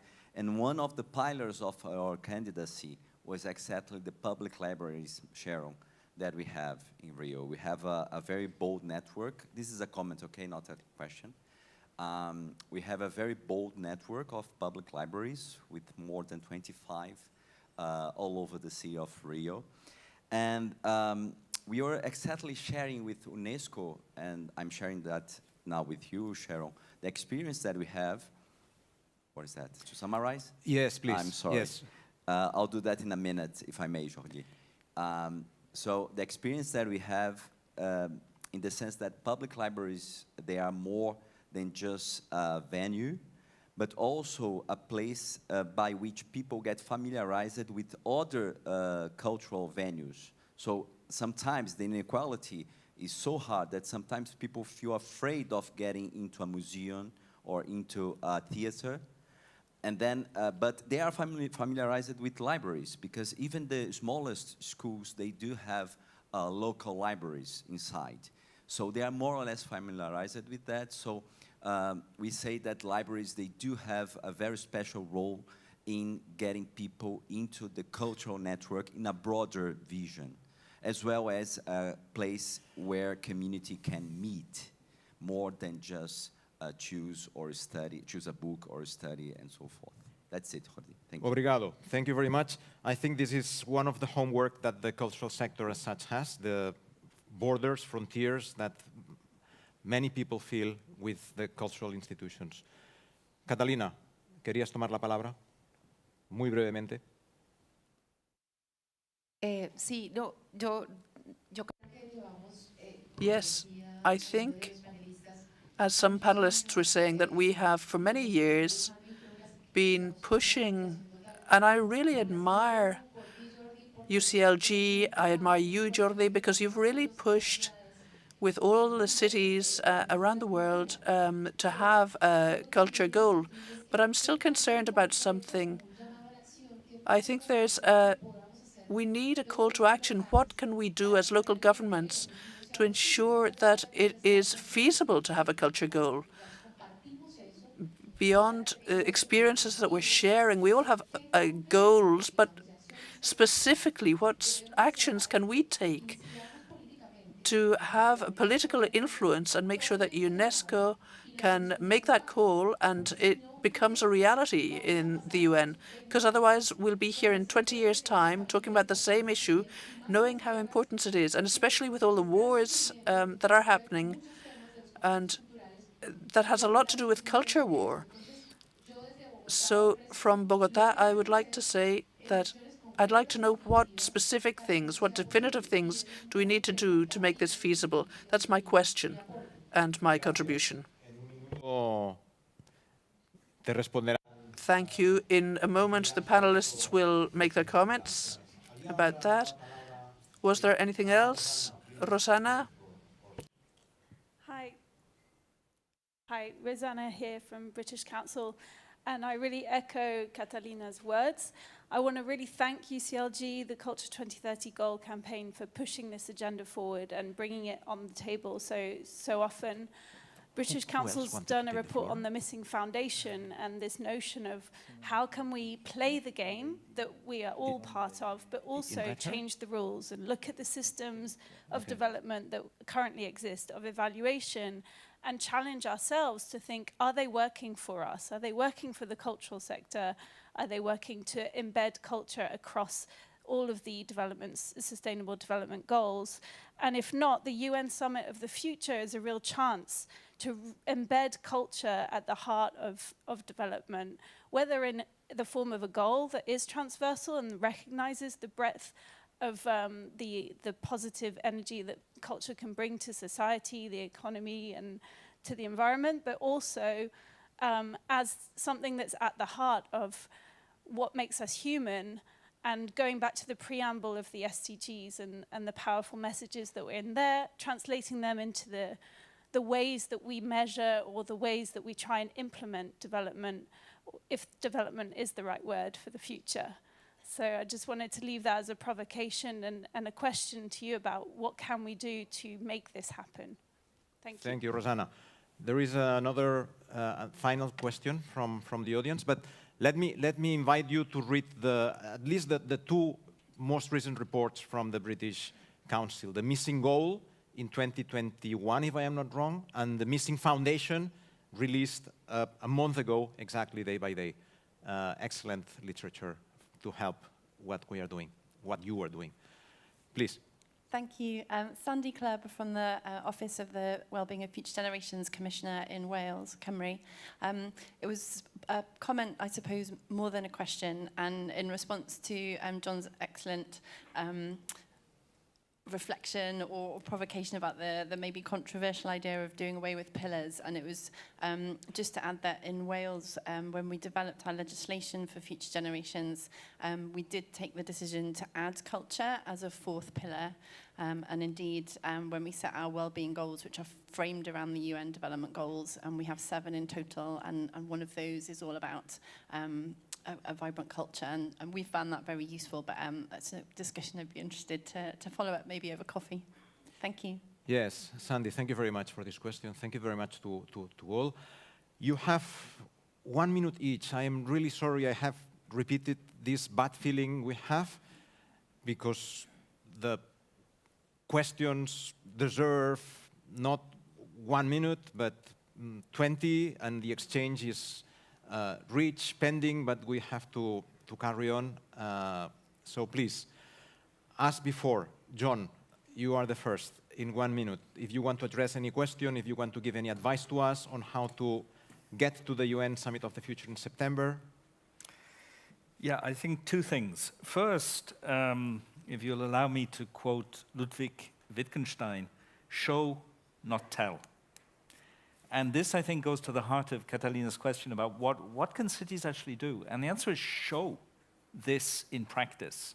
Show that the inclusion of culture in sustainable development agendas, first, is possible, and second, makes a crucial difference to achievement. Secondly, to get up to the intergovernmental level, it goes through states. There is no way civil society can set intergovernmental agendas these days. Maybe they used to be. But if you think back to Rio Plus 20, I followed the preparation process closely because I worked for UNESCO then. There was a very clear decision made by the member states of the UN to privilege a purely intergovernmental process to develop the outcome document. Civil society was listened to, and then in December 2011, the doors were shut, and governments got on with the business among themselves. That's going to happen again. So getting up to the intergovernmental level means leveraging support from governments. Thank you. Thank you very much. Marie-Laure, 1 minute. Merci. D'abord, je voudrais... Thank you. First of all, I would like to relay the various comments that were said already to thank you, Jordi, because in the recent times you have really pushed us, pulled us, you have helped us to move forward. Now, to answer the questions that were asked, my answer is that we are all well aware of the challenges here, and I have a small sentence to say. The path is the destination, really, that's the key. Thank you very much. On the books, not from every country in the world, I'd love to do it, but I read from many countries, and I've read literature from very unusual places, because for me it is the most effective way into a culture. Rather than reading a tourist guide, I read a novel from the book from a country I'm visiting. So that's how I approach it. And I think in terms of those concrete actions, you know, John, you're absolutely right, going through the states. I think one of the effective ways is that we've been done, and Stephen has done particularly effectively, is getting, working with our teams around the world and getting libraries mentioned specifically in the voluntary national reviews in terms of how they've contributed to the SDGs. And that does mean working through governments, and it opens doors, but getting into those decision makers is incredibly important. And yes, you need the evidence, which brings me on to, I think, that British Council point. And again, full disclosure, I worked for the British Council for very many years, a huge fan of it. And don't think just because it's called British that it is completely British. It does incredible work around the world, and the reports are absolutely fantastic. And you know, Ian, who is here at the moment, sitting quietly there, who's the head of evidence in arts, has done some utterly extraordinary work demonstrating the power and value of culture. So do look at what the British Council is doing. It's incredible. And I think, you know, really taking advantage and getting culture there at the UN Summit of the Future is a great way of going about it. Thanks. Thank you very much. Guillaume. Moi, je vais juste essayer de répondre à... Yes, I'm going to try to answer one of the questions that were asked in Spanish by Catalina. And I don't understand Spanish, but I'm going to try to answer to the question that I think I understood. But you wanted to know how we could help you or to support you in the work that we have started to do. And if it is not the right question that you asked, well, what I want to say on this particular issue is that indeed it is very important, because we do have contacts with the states who are in charge of reaching those objectives. And yes, we are committed to support and defend you until the end, but we also need to have the support of other important stakeholders, such as cities and local governments. And that is key, that is essential, because we must all work together. And the role that you play locally with your actions, with the states, and the role that you have to deploy cultural activities throughout territories means that we are strengthened and we can move further. So I think it is this element that is going to enable us to reach our objectives. Thank you very much, Celia. On concrete actions, I think we have done concrete actions, and that's about language. It's, of course, civil society doesn't set the agenda, but civil society can be behind the language that is used in states' declarations. And we have been successful this year into getting our language about a culture goal into several declarations that were adopted. You mentioned the BRICS Declaration in your introduction, Jordi, but there are other declarations. And what we also do is to do the work at intergovernmental level at UNESCO, and also trying to make sure that, I mean, there is this momentum that we have talked about also at UNESCO, and more member states at UNESCO express themselves in favor of this culture goal, this standalone goal, which is great, but it's our task also then to remind and appeal to these representatives of member states at UNESCO to have the same narrative, the same language, the same commitment in New York, where actually that decision is being taken. Thank you very much. Very important. Lars. Okay, I don't want to end on a negative. For the last 20 years, I've been living in the Netherlands, so the election results there shake me especially, but I think they are a warning sign for all over Europe at the moment, and a big part is because there's someone able to play the culture card in a very toxic way, and we don't have a response. And I think explaining the value of culture like we want to do it, we need to be much more loud and outspoken about it, because the agency of culture in the public perception, in the media, is still one that is outdated. the agency of art we are talking about is about participation, to indeed leave no one behind, as was mentioned earlier. And I think we need to, in our campaigns, talking to politicians, in the conversations of all of you, we need to highlight the agency of participation, because the role of culture that people see us taking up is not the one we want to take up and we have to take up. Thank you very much, Lars. We indeed have homework, and as we have tried in the last 10 years, step by step, we overcome and we will progress. Thank you again.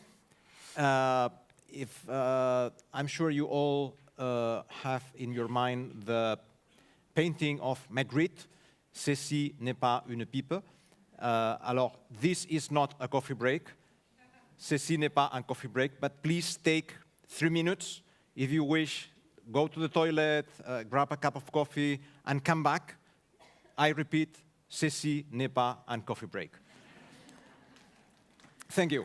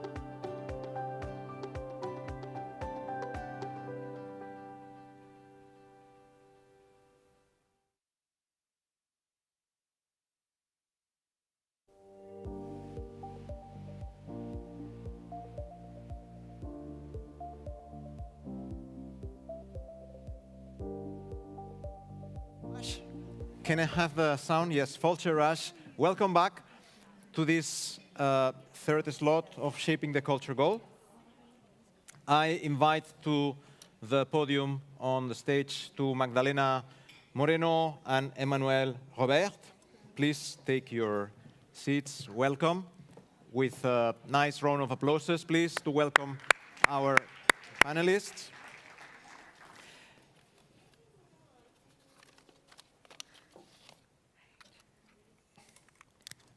Let us begin with Magdalena. Magdalena Moreno is the Secretary General of a very important global network, the International Federation of Arts Councils and Culture Agencies, IFACA.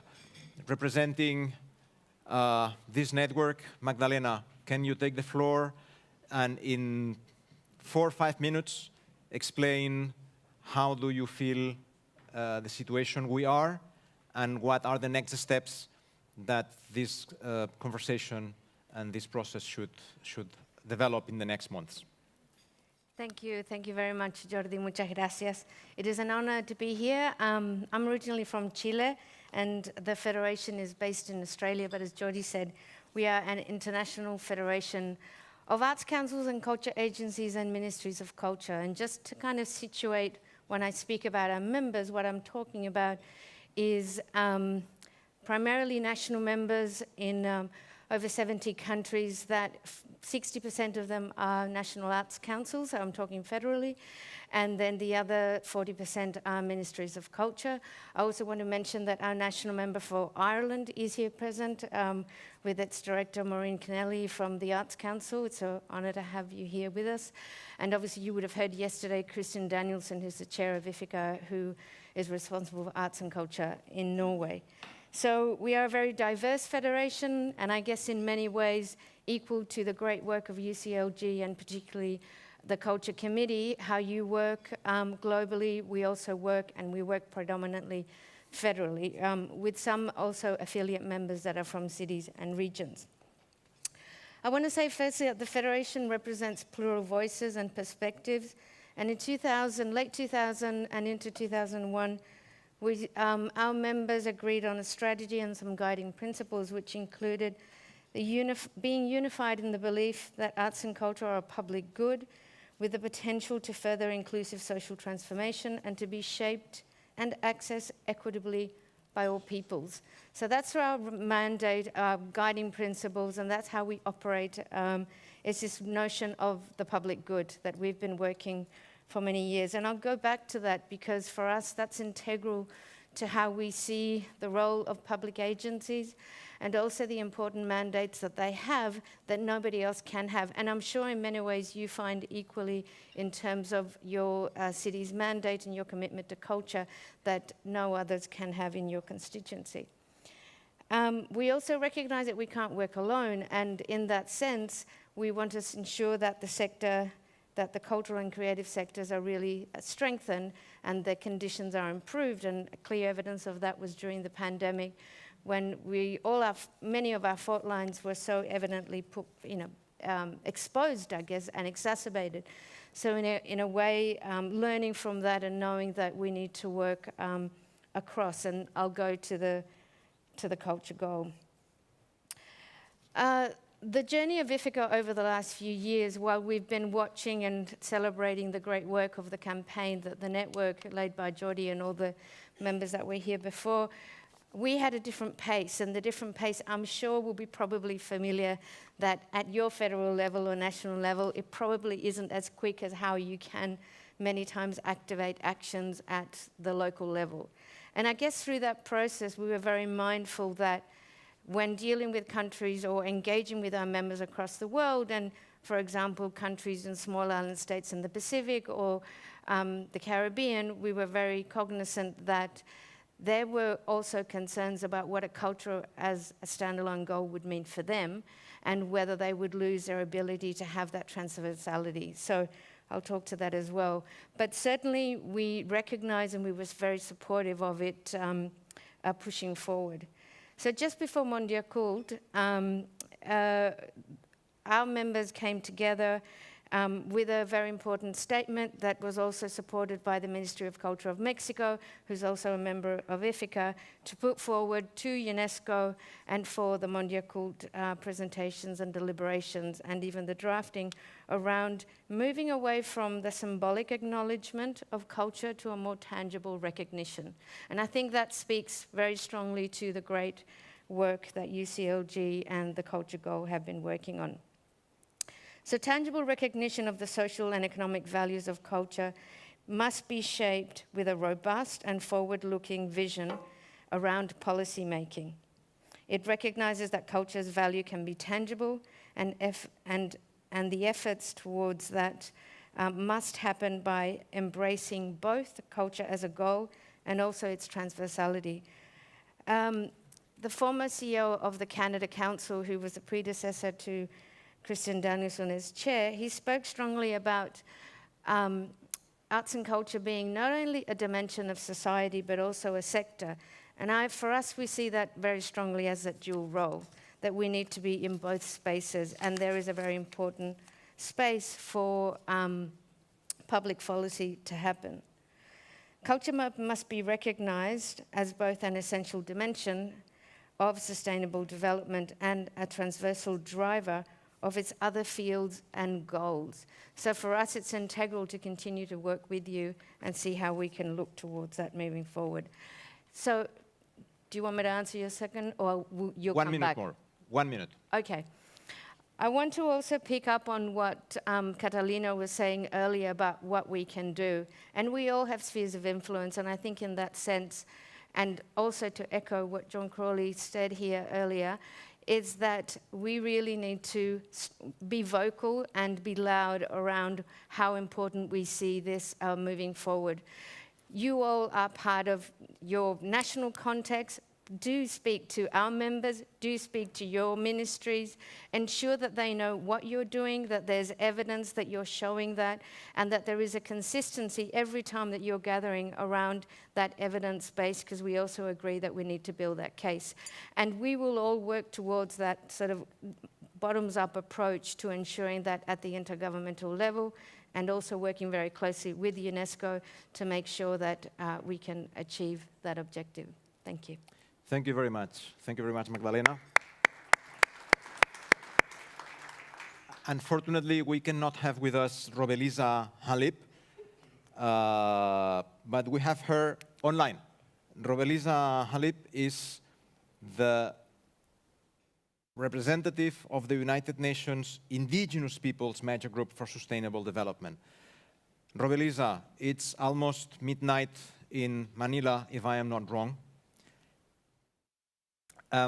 Please let us know what is the position of the Indigenous Peoples Major Group for Sustainable Development on this global conversation on culture and the struggle for a culture goal. And I feel again very bad to ask you to be brief and to summarize your inputs in a few minutes. But huge gratitude for having you in our summit. You have the floor. So, thank you. The Indigenous Peoples Major Group, not just the major group, no, but Indigenous peoples have been pushing for the recognition of culture as the fourth pillar of sustainable development for Indigenous peoples, including culture as another pillar of sustainable development, reflects our complexities, because our culture reflects our way of life, our spirituality, our traditions that has been practiced for generations.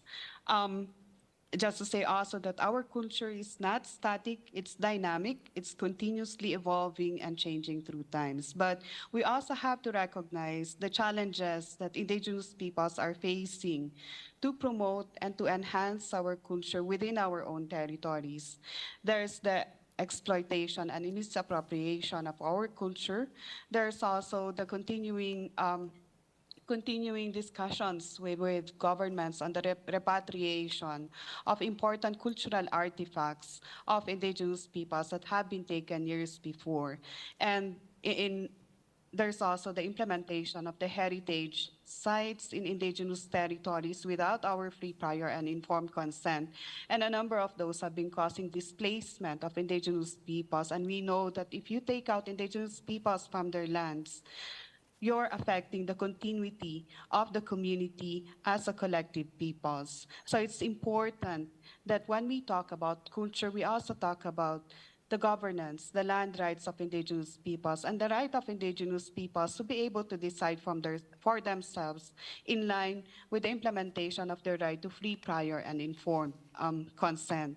That's what we've been asking for, even for the use of our traditional knowledge, songs, dances, and the establishment of heritage sites in our territories. It's important that we are part of the decision-making. Men, women, youth within our communities have to be part of the decision-making. Now, we have initiatives to advance our culture within our communities, and we need support for that, especially from local authorities. A lot of indigenous peoples now are engaging on ecotourism. Now, this is not just for economic aspect, but also to support indigenous people's livelihood and to support indigenous people's management of their land and resources. Supporting ecotourism of indigenous peoples that integrates our culture and our way of life could also bring more understanding to people on how we are as a people. The other part that we're also working on into is the integration of culture in the education. And UNESCO is very much supporting this, especially in my province in Ifugao, here in the Philippines, where there are classes in the higher education that supports indigenous elders to teach the culture and tradition of our people to students in universities. There was a discussion a while ago on the opportunity for the Summit of the Future, and we also encourage to work with other major groups, with other civil society and organizations to really push for culture as part of sustainable development. And the other point that we'd want to call for in the Summit of the Future is also strengthening the role of local authorities, not only in the voluntary local reviews, but in the design and implementation of the Sustainable Development Goals. Now, particular for the voluntary local reviews, we're calling for full and effective participation of the people in their localities, because at the local level, that's where you could have a reach for everyone who are working at the grassroots and also with communities.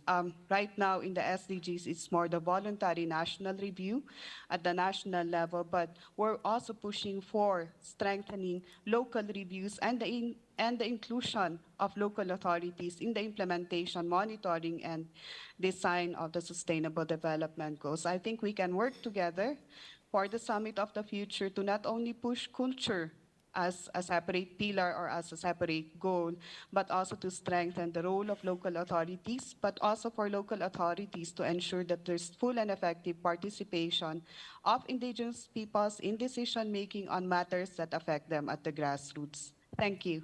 Thank you. Thank you very much. I hope that the warmth and this round of applause has reached Manila, and we wish the best, and I can confirm we will work together in the process to reach the UN Summit of the Future. Now we will have two videos from Catherine Magnan, the European Commission, and Lily Pandeya from the Ministry for Culture of India. Can we have the videos, please? Ladies and gentlemen, dear participants, I'm delighted to be with you from Brussels. I'm sorry I could not travel to Dublin, but thanks to the virtual connections, the virtual world, we can still be a bit together. I'm really pleased to have the chance to contribute and bring the voice of the European Commission to the debate on shaping the cultural goal. We indeed believe that culture can bring transformative and positive change to society. This is a timely discussion because we see indeed that culture's crucial role for sustainable development is increasingly being recognized in the global context. In the European Union over the past years, Our work in the field of culture with our 27 EU member states has helped drawing attention to this important cultural dimension of sustainable development. The role of culture as a driver for change and its transformative power has been recognized and laid down in several strategic documents of the EU. Notably, what we call the new European Agenda for Culture back in 2018.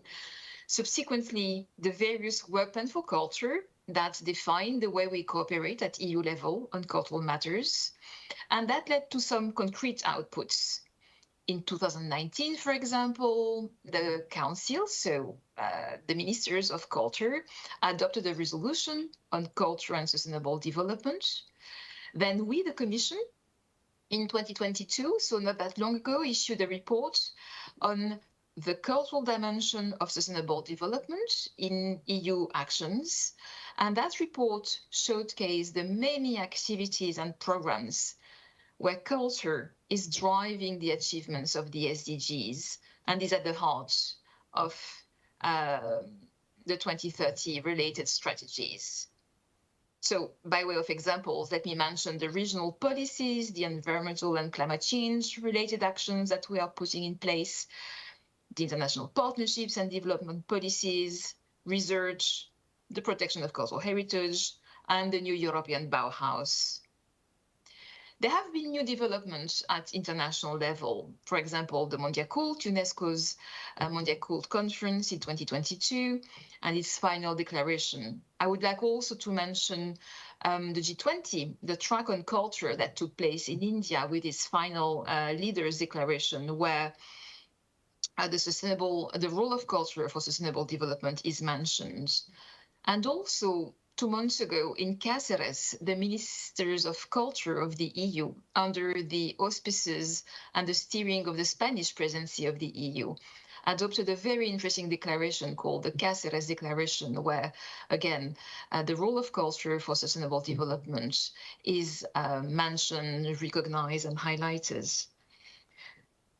A new culture goal would indeed become and would underpin a direct connection to EU's political priority, from the European Green Deal to economic growth, job and innovation, as well as our commitment to fight inequalities and build cohesive societies. So as I said, we do believe that culture can bring transformative and positive changes to society. So let's keep working together so that we can ensure the necessary shift in mindsets to make sustainability turn around a reality. So we will continue our cooperation on these questions with international, national, and regional authorities. And I really also encourage you, the stakeholders across Europe, to keep being involved in this debate and keep making your voice heard, and continue demonstrating in practice, how culture contributes to sustainable development. Thank you very much. I wish you an excellent debate and continuation of this event, which I know is really extremely useful and passionate. Thank you very much, and goodbye. Thank you very much.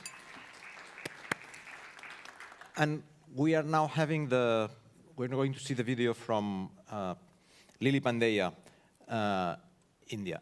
Let me emphasize that without the work of Lily Pandya in the G20, and without the work of Erminia Schiacitano representing Italy in the G20, there would have not been a paragraph on the need of a culture goal in the G20 Leaders Declaration, not the Ministers for Culture, but the Leaders Declaration. So I want to emphasize the work of these two persons in this process. Lily. Namaste. Excellencies, distinguished delegates, friends and colleagues. In India, we recognize that culture plays a pivotal role in shaping development trajectories. This recognition has been tacit through our civilizational ethos that extends to an unbroken continuum of over 5 millennia. As the co-chair of Culture Working Group under India's G20 presidency, as we hand over the baton to the next presidency on this very day, I am honored and privileged to speak at this transformative platform. The significance of our discussions here cannot be overemphasized, for they hold the promise to influence global cultural policies and therefore our tomorrows. We need combined efforts and convening power of UNITAR, UNOSAT, and UNESCO to effect collaboration among international organizations, universities, technology firms, and communities, thereby also contributing to intercultural understanding, heritage conservation, and upskilling cultural professionals in the digital age. It is said that there is nothing more powerful than the idea whose time has come. Friends, time is here and now to come together for future-ready policies based on harnessing the power of culture to promote and sustain creativity, commerce, and collaboration. I thank you. Namaste. Thank you very much. Let me also say that without the work of UNESCO, Emmanuel Robert, and the team in which she works, led by Paolo Leoncini, we would have not have the paragraph of the G20, and we would have not have the Mondiacult Declaration. But I will give you the final word to you. Now we're going to listen to Rainer Kern, the representative of the Global Parliament of Mayors. Rainer, if you are online and you can speak to our audience, please take 3 minutes to answer to the question why the Global Parliament of Mayors is supporting a culture goal. Thank you. Thank you so much, Jordi, and please allow me to bypass your question, and because I could say what has said many times before, I would rather like to focus on the question how, and come back to what a lot of colleagues said already too, but very powerful John, who reminded us that although we have all the evidence and all the proofs we're communicating for so many years and decades, still at the end, and at the decision table, someone could say, yeah, but a culture goal is not needed. So we have to tackle there, and John had said it very clear. And you might remember, Jordi, when we met 2016 at Habitat 3, when UNESCO was launching and presenting this huge report, a big document, the role of culture and arts for sustainable development. That was the only session, it was a very high-level session with the mayor of Strasbourg at the time, and Saskia Sassen on the panel.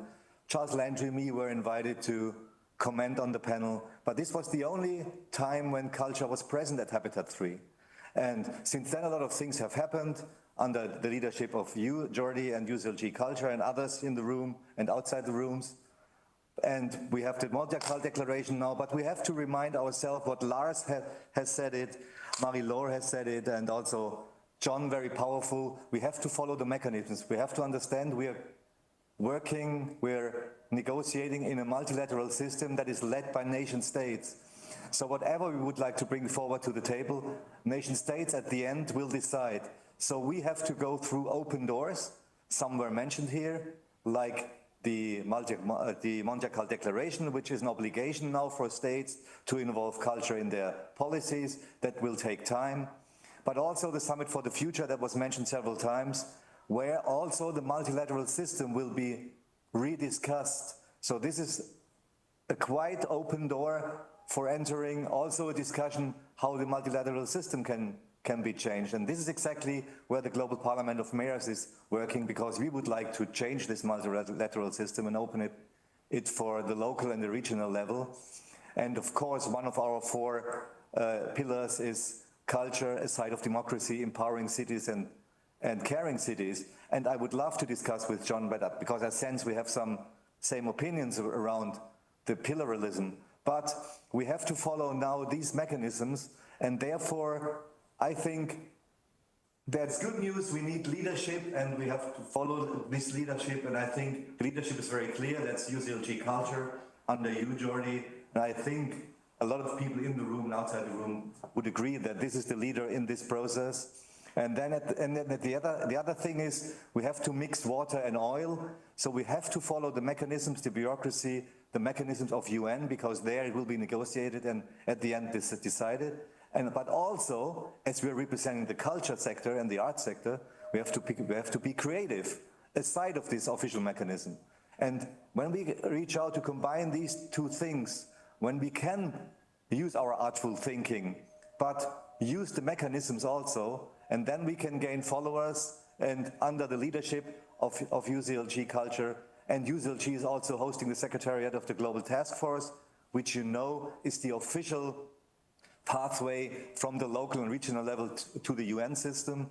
And then if we use the Summit for the Future and be wise there, because the two UN ambassadors from Namibia and Germany are responsible for this process, and I'm the executive director of the Global Parliament of Mayors, and I'm in Germany. So we have to follow these pathways of influence, and then we can maybe succeed that it's not, that we're not trapped in the transversal thing like Lars mentioned earlier, but that we have a single goal. And you said it in your prep paper here that in the UN progress report, the UN SDG mentioned and said that culture is underestimated. But this has to be highlighted to a goal, and this can only be done, as John said, through following the official mechanisms. And therefore, I can say that we are from the Global Parliament of Mayors. We are ready and happy to support. We have a quite big global voice, and we're working close together with some of the networks here in the room and outside. And together, under the leadership of UCLG Culture, my point of view, we can succeed, I think, but only if we really go this way. And we don't need more proof, we don't need more evidence, we don't need more documents. Of course, we have prepared papers and all that, no misunderstanding here. But we have to be very strategic now and creative at both at the same time. Thank you. Thank you very much, Rainer. We will indeed work with the Global Parliament of Mayors within the Global Task Force, with C40, with ICLEI, with all the local government associations that work together in the Global Task Force. The Global Task Force released a statement before Mondiacult, the day before the beginning of Mondiacult, exactly on those terms, and we will prepare the UN Summit of the Future together. We have two more videos. We have the video from Márcio Tavares, the Vice Minister for Culture of Brazil, and from Alejandra Frausto, the Minister for Culture of Mexico. And this proves that, yes, the states are listening and that they are ready to support a strong place for culture in the global conversation. Please, can we have the video from Márcio? Dear friends, I wish to thank the organization of the UCLG Summit for the kind invitation. I regret that I could not make it to Dublin to be with you during these days. For the Ministry of Culture of Brazil, the discussions held in Dublin are of utmost importance. It is an important step towards building momentum and gearing up support for culture to be fully acknowledged and part of the next UN Development Agenda. This is in accordance with the achievements of the last year's UNESCO's Mondiacult conference, which has reaffirmed the principle of culture's vast and profound impact in our lives. We must enhance our commitment to having culture as a stand-alone development goal. I would like to take this opportunity to underline our ministry's unwavering support for this cause. As Brazil takes the G20 baton from India, which has done a tremendous and successful job during its presidency of the Culture Working Group, we must step up efforts in advocating for culture's role to be fully recognized by all world leaders. Moreover, we must strive to make culture a public good, that is, an asset created by people and available to people. In Brazil, we have launched a new governmental program, Territórios da Cultura, with public investments that make up more than $300 million. This project is aimed at building cultural infrastructure in peripheral and downtrodden parts of the country. Cities play a vital role in ensuring and promoting the right to culture and to the full expression of our diversity. The idea behind this project is to create a network of integrated cultural spaces and infrastructures which will help fight social inequalities in our cities. As you can see, since the beginning of 2023, with the recreation of the Brazilian Ministry of Culture, we have been fully engaged in creating sound policies that ensure culture its vital role in all aspects of our human development. In 2024, we'll also take these issues and best practice to the attention of the G20 members, which will convene in 3 different locations in Brazil to discuss culture's role in building a just world and a sustainable planet. Finally, I would like to commend the UCLG staff for the successful event. By enhancing the links between culture and cities, by sharing knowledge and practice on how to create sound and robust public policies at the federal, state, and local government. And by bringing us all together in this event, UCLG has demonstrated its capacity and its important role in ensuring that culture will not leave center stage. Let us know, I'll take the Dublin Culture Plan forward. Thank you once again for this opportunity.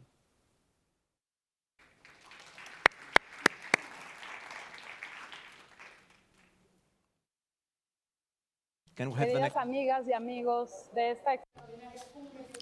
Dear friends of this extraordinary shopping that is happening in Dublin, from Mexico, from the Auditorio Nacional, from this stage where more than 850 girls and boys from all the cultures of Mexico are going to be here and will perform to show us the progress that culture can make within humanity to build peace.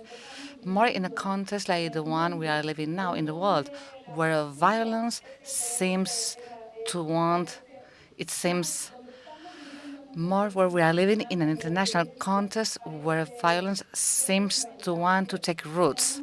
We have to do everything in our hand via culture to build peace. Destroying is very easy. In seconds, we can destroy lives, cities, humanity that is suffering. Culture has the power to heal these painful wounds. In this venue, also last year, in Mondiacult, we gathered more than 160 countries to understand each other among all nations and live culture as axis of development of the countries and peoples, never again as an accessory. Culture represents 3% of the world's GDP. This year in Mexico, there was an extraordinary growth in the GDP of culture within the national GDP. If we are talking about the fact that culture is more than $2.5 billion in the world, it is incredible that until now we had not had an SDG in the 2030 agenda that recognizes culture as a goal for the development of nations. And that's why here we signed the agreement, all the member countries of UNESCO, to have the SDG 18. And we are on that path. Cultural rights must reach and trigger the development of all the peoples and communities of the world, especially those that have been left behind at the margins of development, those that have been forgotten, those where we see more poverty and marginalization. We are having a dialogue, we are part of dialogue, and though we are at distance, we welcome and we join all efforts to ensure that culture is increasingly a right that has been enjoyed throughout the world. Thank you very much. We are literally out of time, but Emmanuel Robert, please take 3 minutes to resume and to let us know how we can work together to reach the UN Summit of the future. Thank you very much, Jordi. Let me thank most sincerely, to start with, the City of Dublin and UCLG for inviting UNESCO to take part in this important summit. First, I would like to acknowledge the determination, the courage and the perseverance of the Cultural Gold campaign and UCLG in particular over I would say the past 10 years in pushing for this cultural goal. I think it has been a long fight, and I would like to reiterate that UNESCO is fully committed to advance this goal together. As you know, this was explicitly voiced by UNESCO member states in the Mondiacult Declaration, so I think this is our common goal. I think we all agree that the absence of culture in the 2030 agenda was a huge gap, and we converge on this dominant strategy that John was referring to, that this should not happen again. We heard also Lily Pandya, saying that time is here and now. So I think that's what we're here for today. I think that we've seen across the discussions in this summit that we stand at a much better place now that we used to in 2015, and you said it, Jordi, in the opening of this session. So the conversations has grown within the UN, within other fora. We heard Lily Pandya, within also, of course, your cities and within the local authorities, within the civil society. And I think something that we should be proud of and aware of is that we do have data. We do have evidence now. There was this discussion this morning on the impact of measuring the impact of culture. There are a lot of experience, a lot of research, a lot of analytical framework. UNESCO is working on it, and a number of organizations have been working over the past years at the national or at the local level. And I think this is very welcome, and Rainer was saying it. I think we stand at a much better place now. Yet, I think we need to be conscious that the road will be steep to the summit of the future, and maybe let me focus on that particular aspect. We know that 2024 will be a critical juncture. The negotiation for the Pact for the Future has now started. You have probably seen that the structure of the pact and the 5 chapters are available, so you can find this online. And I think we need to have this in mind when carving our trajectory and developing this strategy coming forward. First, we need to bear in mind, Rainer said it, that it's a state-led negotiation. So I think that one first thing that I would like to pass on is that you need to push your respective governments. You need to bring up the evidence so that they can be able to convince in New York. And something also that we need to keep in mind is that the negotiations are undertaken by the Ministries of Foreign Affairs. So we need to think beyond the cultural realm, and we need to push this conversation in the area of international relations. And I think that's something that you can also act upon. I think that there is also some leeway for the civil society to engage in the negotiation process. There is a meeting, for example, online on 13th of December, if I'm correct. I think some of you already registered, and there will be a number of opportunities for civil society, cities, and other stakeholders to engage and push this advocacy as we move forward. Something that I would like to stress in terms of narrative, and we heard it very strongly this morning, I think that pushing for culture in the localization of the SDGs will be very important, and I think it should be put to the forefront. Why? Because we know that the localization was a major gap. So I think that taking this specific angle will bear impact within a UN environment. Emma. Yes. To conclude. Okay. Last point. I think we need to push for the rights agenda. We said it again and again. We heard the mayor of Ramallah again. Culture is about rights. We need also political leaders and mayors to be present.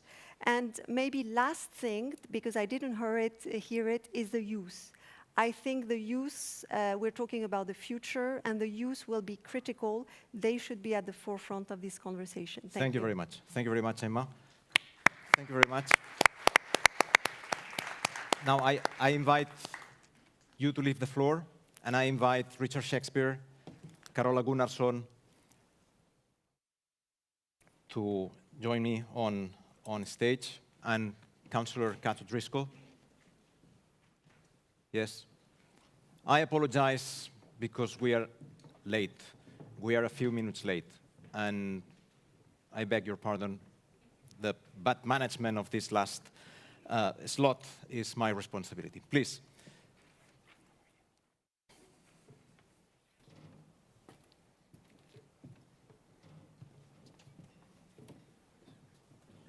You can stay here. Yeah, please. Okay. Thank you very much, Jordi. Good evening, ladies and gentlemen. And my second time to chat to some of you anyway. Over the past 3 days, Dublin City Council has been absolutely delighted to host, in partnership with our friends at UCLG, the 2023 Culture Summit. The daily lives of our cities is not without challenge, or challenges, as we all know, but the need for a culture goal is implicit and integral in our delivery of sustainable development. Dublin has shared with you how culture is innovating and supporting how the City Council develops and implements its work through our culture companies' listening and engagement programs. We believe strongly in this people-first model of culture making, whether it be running cultural projects in local communities or operating and delivering world-class cultural buildings. The Cultural Summit has been a space for discussion and dialogue. We wish to thank all the cities, representative bodies and delegates for participating fully in the open conversations we have had as an essential part of the summit sessions.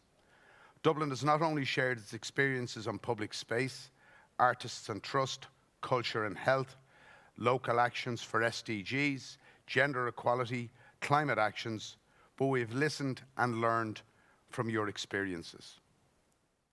We have launched our new tourism strategy, where placing Dubliners at its core, we aim to provide an authentic visitor experience. And additionally, I'm actually delighted to have that the City Council has been awarded the 2024 EU Capital of Smart Tourism. I would like to give thanks to my team in Dublin City Council and the Culture Company for their hard work in delivering a high-quality summit of stimulating debate, but also an authentic insight into Dublin's culture. And to our friends in UCLG, we will continue in this, our shared pact for the future. Once again, thank you, and I sincerely hope you enjoy the rest of your stay in this lovely city, and I wish you all safe travels. Many thanks.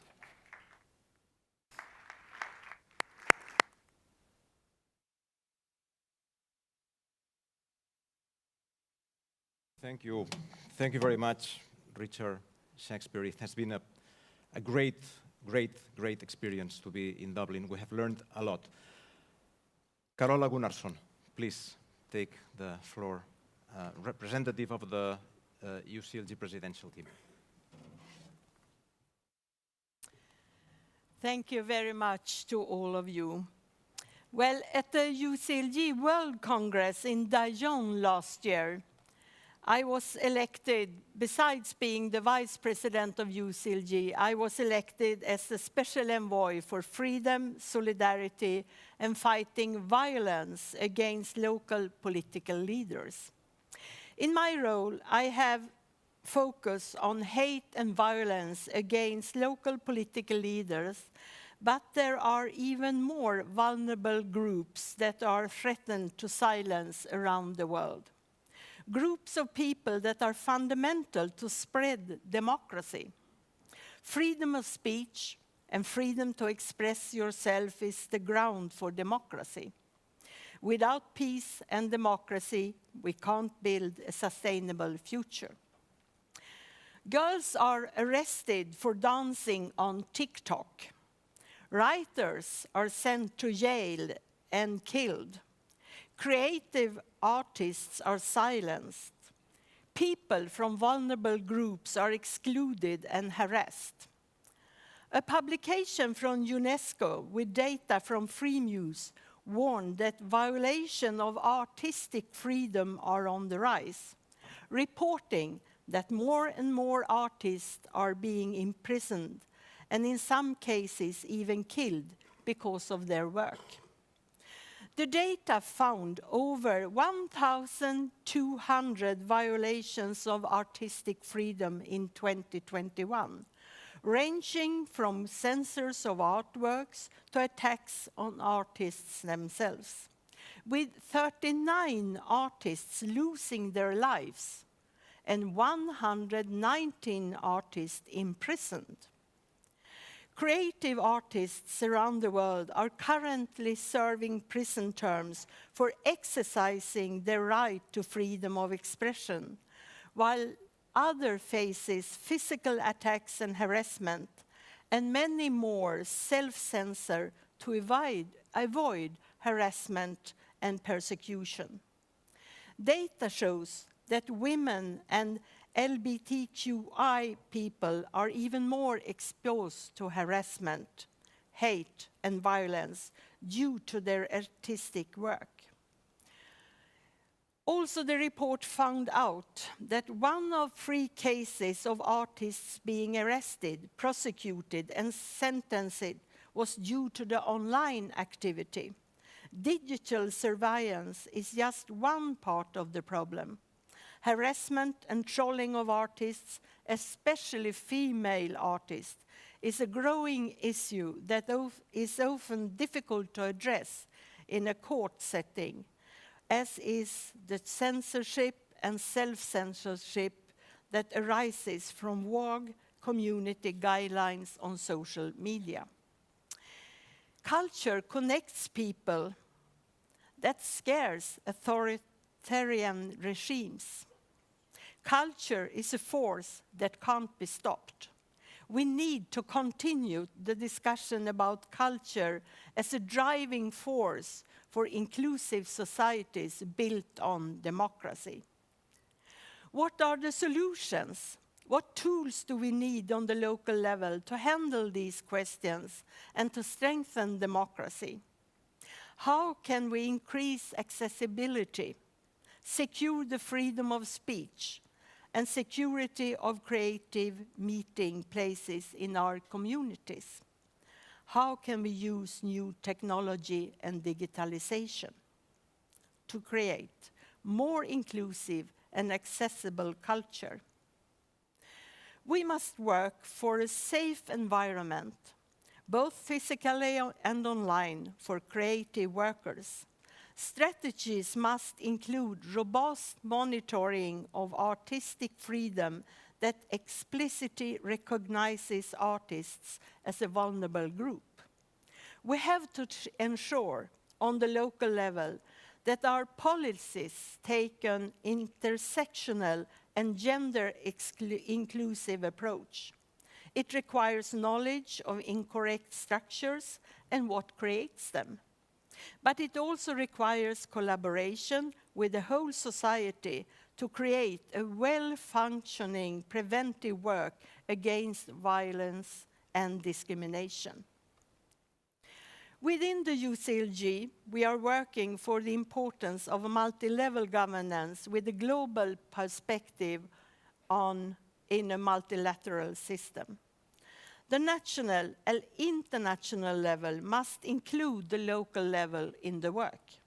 Local level should always be guaranteed to have a seat at the international decision-making table.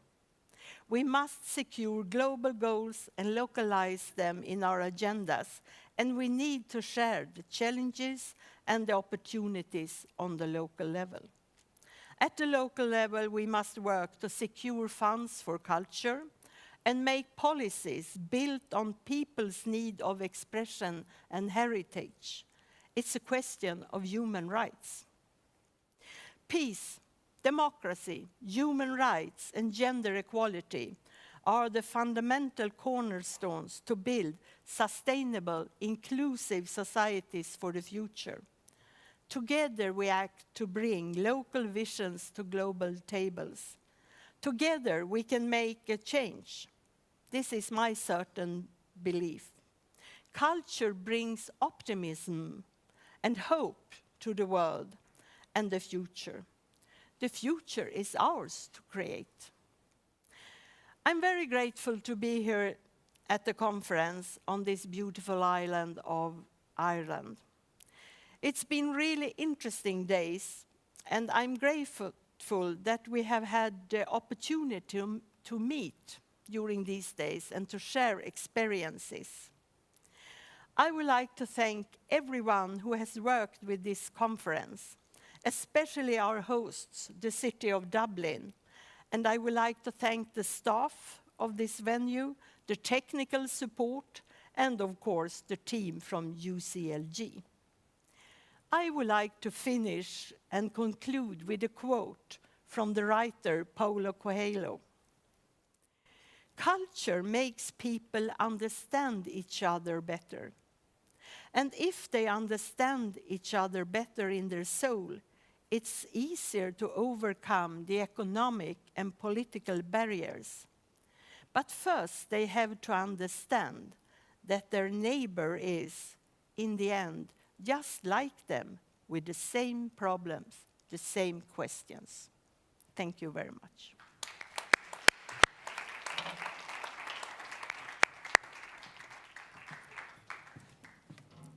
Thank you very much,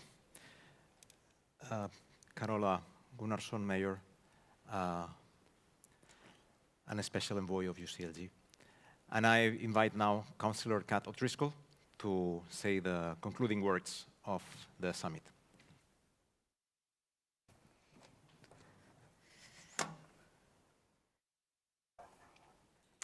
It's an absolute honour to finish up this session of the 5th UCLG Culture Summit on behalf of the Lord Mayor of Dublin City, Daithí de Rochta. I've been listening, so I would like to share with you 10 things I have heard over the last few days. Culture has no boundaries. The whole city is a monument to culture and heritage. Culture is a public good. Love your libraries. Culture is local. Cultural rights need action everywhere, all at once. Leave no one behind. Culture is a human right. There is hope, and everybody deserves an orchestra. The rich conversations we've been having would not have been possible without everyone who made this summit happen. I'd like to say a big thanks to the Royal Convention Centre staff who looked after us so well, kept us caffeinated, hydrated, and well fed. Thanks to the interpretation teams who took the challenge to communicate the passion expressed on this stage and opened up the conversation to everybody. Thanks to the tech and communication wizards who captured our conversations, made sure everyone was heard, and make sure you get my good side. Thanks to the wonderful Dublin City Council culture team. I'm a board member of the company, so I'm a bit biased, but I'm so proud of all the work they do.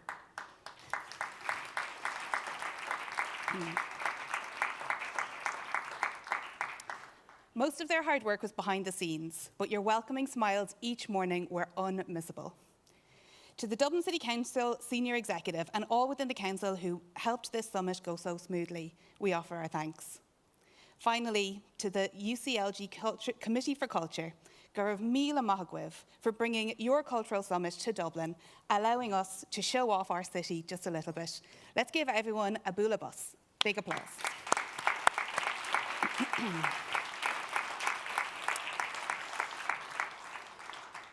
Yesterday, we heard about the old Irish term, meitheal. It's the coming together of neighbours to achieve a task, maybe to get the crops in before the rain or to fix the local well. Well, for me, I'm seeing a modern version of a meitheal right before me.